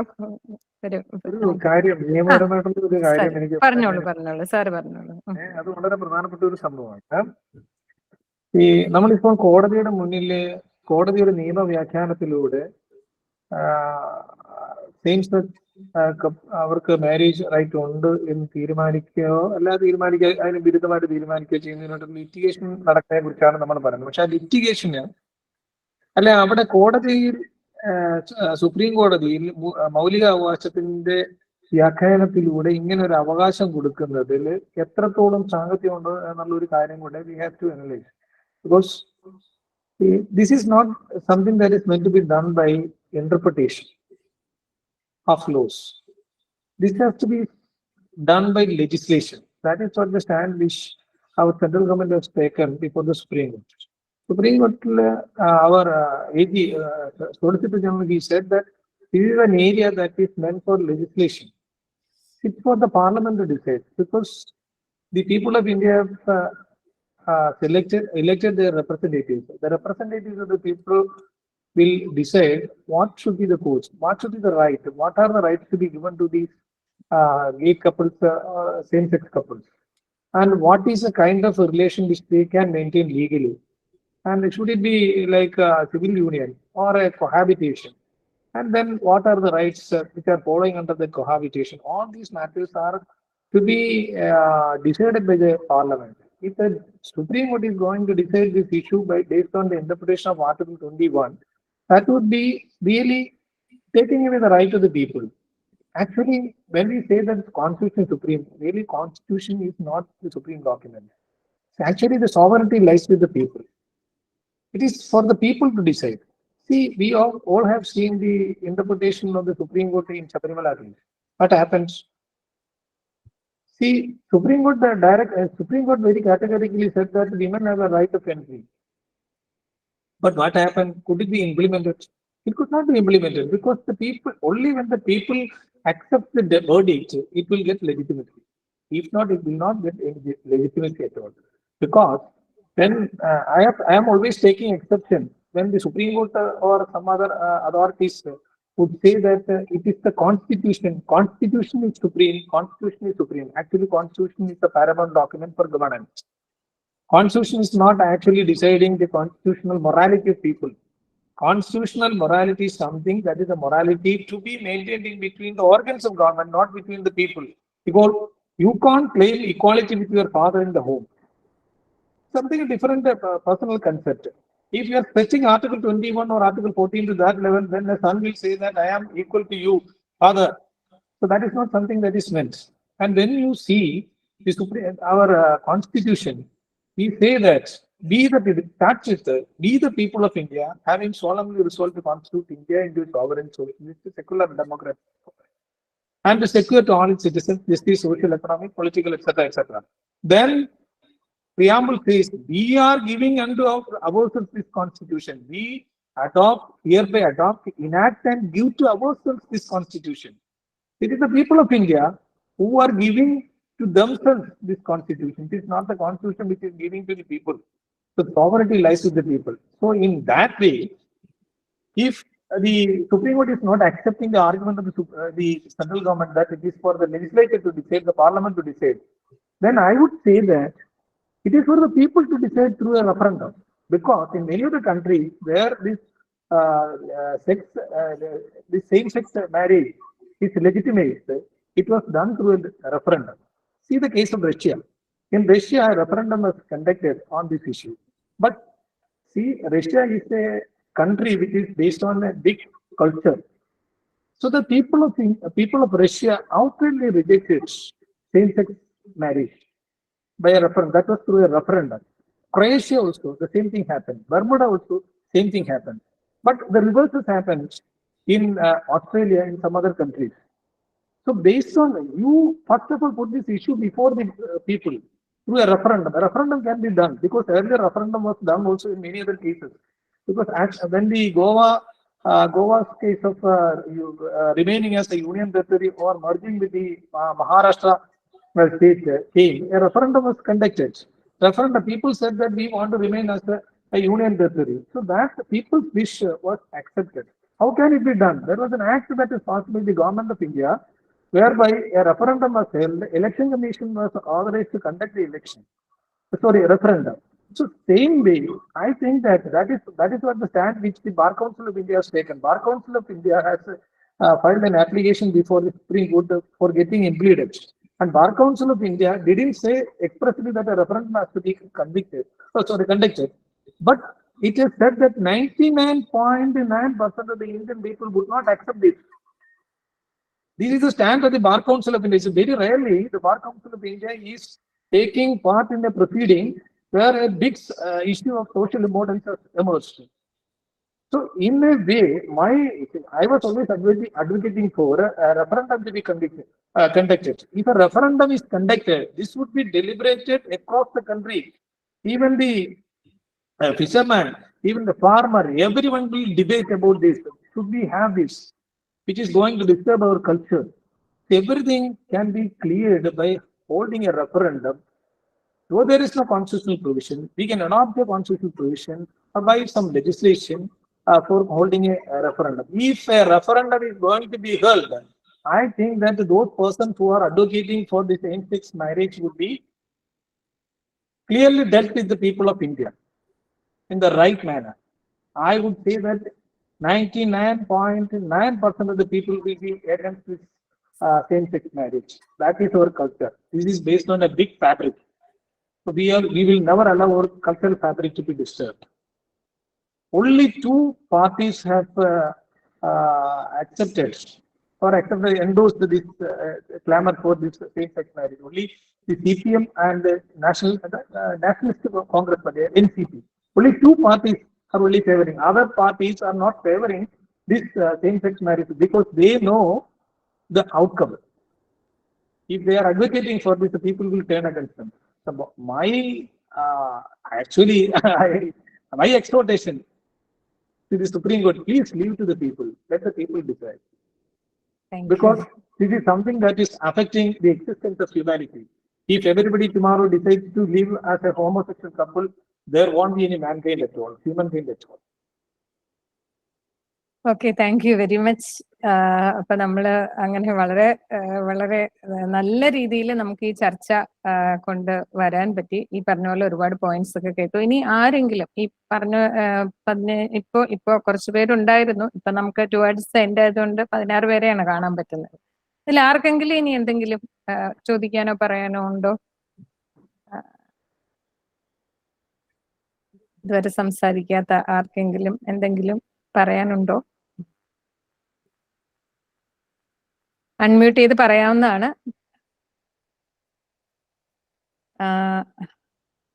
ഇല്ലെന്ന് വിചാരിക്കുന്നു, ആരും പറയുന്നില്ല. അപ്പോ നമുക്ക് anyone wants to have a more detailed inputs about this, I think I have written an article that is published by the organizer. I will share the link with you. Okay. Publish this my exhortation for a referendum. Madam, I will send to you. If anyone wants, then it can be shown. I have made some studies on this referendum. You can circulate it actually. Okay, അപ്പോൾ എല്ലാവർക്കും എല്ലാവർക്കും വളരെ ഉൾക്കാഴ്ച തരുന്ന ഒരു ചർച്ചയാണ് നടന്നത്. ഏറ്റവും പ്രധാനമായിട്ട് നന്ദി പറയാനുള്ളത് ഇന്ന് വന്ന 3 പേർക്കാണ്. നമ്മുടെ ക്ഷണം സ്വീകരിച്ച് വരികയും വളരെ നന്നായി ഈ വിഷയത്തെ പറ്റി പഠിച്ച് അവതരിപ്പിക്കുകയും ചെയ്ത 3 പേർക്കും, advocate Sanilkumar sir, Padma Pillai and Abhilash Babu, 3 പേർക്കും 3 പേർക്കും ഭാരതീയ വിചാര കേന്ദ്രത്തിന്റെ പേരിലും ഇവിടെയുള്ള എല്ലാവരുടെ പേരിലും ഞാൻ നന്ദി പറയുന്നു. പിന്നെ ഇതിന്റെ ഭാരതീയ വിചാരകേന്ദ്രം തൃക്കാക്കര സമിതിയുടെ പ്രധാന പ്രവർത്തകരായ സുകേഷ് ജി ഉണ്ട്, ഷൈനി, ഡോക്ടർ ഷൈനി, അരവിന്ദാക്ഷൻ സർ, മറ്റു പലരും ഉണ്ട്. എല്ലാവർക്കും ഈ പറയുന്നത് പോലെ വിചാരകേന്ദ്രത്തിന്റെ പേരിൽ തന്നെ നന്ദി പറയുന്നു.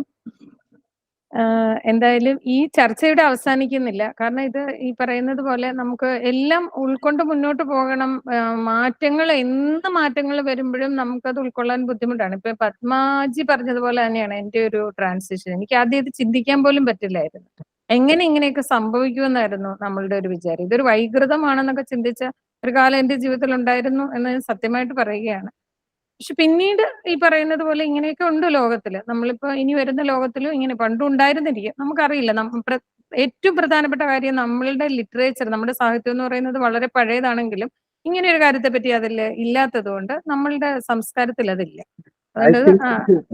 I still believe that this is a Vaigradam, as Madam said, Padma said. Because it's very mad. Because see, ഒരു മാന്റെ കോൺസ്റ്റിറ്റ്യൂഷൻ എന്ന് പറയുന്നത് നേരത്തെ തന്നെ ഇതാ പിങ്കള 2 നാഡികളാണ്. അത് ലൂണാർ നാഡി ഇതാ, അത് നമ്മുടെ ലെഫ്റ്റ് സൈഡിൽ നിന്ന് തുടങ്ങിയിട്ട് റൈറ്റ് സൈഡിലെ ബ്രെയിനിൽ അവസാനിക്കുന്നു. അറിയാമല്ലോ, നമ്മുടെ സുഷുമ്നെ ചുറ്റിയുള്ള 2 നാഡി, അതാണ് അതിന്റെ ഉണർത്തല്. അതാണല്ലോ നമ്മൾ പറയുന്നത്. നമ്മുടെ മൂലാധാരത്തിൽ നിന്ന് കേട്ട് സഹസ്രാര രത്നത്തിൽ എത്തിക്കുന്നവരാണ്. ഇപ്പുറത്ത് പിങ്കളാണ്. ഈ പിങ്കള നടി സോളാർ ഇത്, അത് ലെഫ്റ്റ് ബോഡിയിൽ നിന്ന് തുടങ്ങിയിട്ട് റൈറ്റ് സൈഡിലെ ബോഡിയിൽ നിന്ന് തുടങ്ങിയിട്ട് ലെഫ്റ്റ് സൈഡിൽ അവസാനിക്കുന്നു എന്ന് പറയുന്നത്. ഇത് ഒരു മനുഷ്യനിലെ ആണിന്റെയും പെണ്ണിന്റെയും ഫാക്കൽറ്റീസ് ഉണ്ട്. അതിന്റെ പ്രിഡോമിനന്റ് ഫാക്കൽറ്റിയുടെ അടിസ്ഥാനത്തിലാണ് ഹിസ് സെക്സ് ഈസ് ഡിസൈഡഡ്. അപ്പം ശരിക്കും ഹെട്രോസെക്ഷൽ എന്ന് പറഞ്ഞാൽ a man or woman, they themselves are heterosexual. ഉള്ളിൽ തന്നെ ഉണ്ട്. അതാണ് ഈ അർദ്ധനാരീശ്വര സങ്കല്പത്തിലേക്ക്. അതെ, ശരിയാണ്. അതാണ് നമ്മുടെ പുരാണങ്ങളിലോ ഇതിഹാസങ്ങളിലോ 10,000-കണക്കിന് വർഷം പഴക്കമുള്ള നമ്മളുടെ ഇതില് ഒന്നും ഇല്ല ഇതിനെപ്പറ്റി. അതുകൊണ്ട് നമ്മൾ അങ്ങനെ ചിന്തിക്കാൻ നമ്മൾ റെഡിയല്ല. നമുക്കത് അറിയില്ലായിരുന്നു. ഇപ്പൊ ഇതുണ്ട്, ചുറ്റുപാടും ഉണ്ട്, എല്ലായിടത്തും ഉണ്ട്. നമ്മളത് അംഗീകരിക്കേണ്ട ഒരു അവസ്ഥ വന്നിരിക്കുന്നു. അപ്പൊ ചർച്ചകൾ തുടരട്ടെ. മാറ്റങ്ങൾ, നല്ല മാറ്റങ്ങൾ വരിക. നമ്മുടെ പിന്നെ ഭാരതീയ സംസ്കാരത്തിന്റെ ഒരു പ്രത്യേകത എല്ലാ ചലഞ്ചുകളെയും അതിജീവിച്ച് മുന്നോട്ട് പോകുന്ന ഒരു സംസ്കാരമാണ്. അപ്പം സംസ്കാരത്തിനെ നിലനിർത്താനും ഇത്തരം ചർച്ചകൾക്ക് കഴിയട്ടെ. സുകേഷ് എന്തെങ്കിലും പറഞ്ഞൊന്ന് അവസാനിപ്പിക്കാമോ? നമുക്ക് ഈ വിഷയത്തിൽ ഈ ഒരു ദിവസം കൊണ്ട് ചർച്ച അവസാനിപ്പിക്കാൻ പറ്റില്ല. കോടതിയിൽ വീണ്ടും കേസ് വരുമ്പോൾ നമ്മൾ ചർച്ച വീണ്ടും തുടരേണ്ടി വരും. തൽക്കാല സമയപരിമിതി കൊണ്ട് നമ്മൾ 20 മിനിറ്റ് അധികം എടുത്തിരിക്കുന്നു. സമയപരിമിതി കൊണ്ട് നിർത്താം. മറ്റൊരു ദിവസം വീണ്ടും കാണാം. ശാന്തി മന്ത്രം. ഓം സർവേ ഭവന്തു സുഖിനഃ, സർവേ സന്തു നിരാമയ, സർവേ ഭദ്രാണി പശ്യന്തു, മാ കശ്ചിത് ദുഃഖഭാഗ് ഭവേത്. ഓം ശാന്തി ശാന്തി ശാന്തി. അപ്പോൾ എല്ലാവരും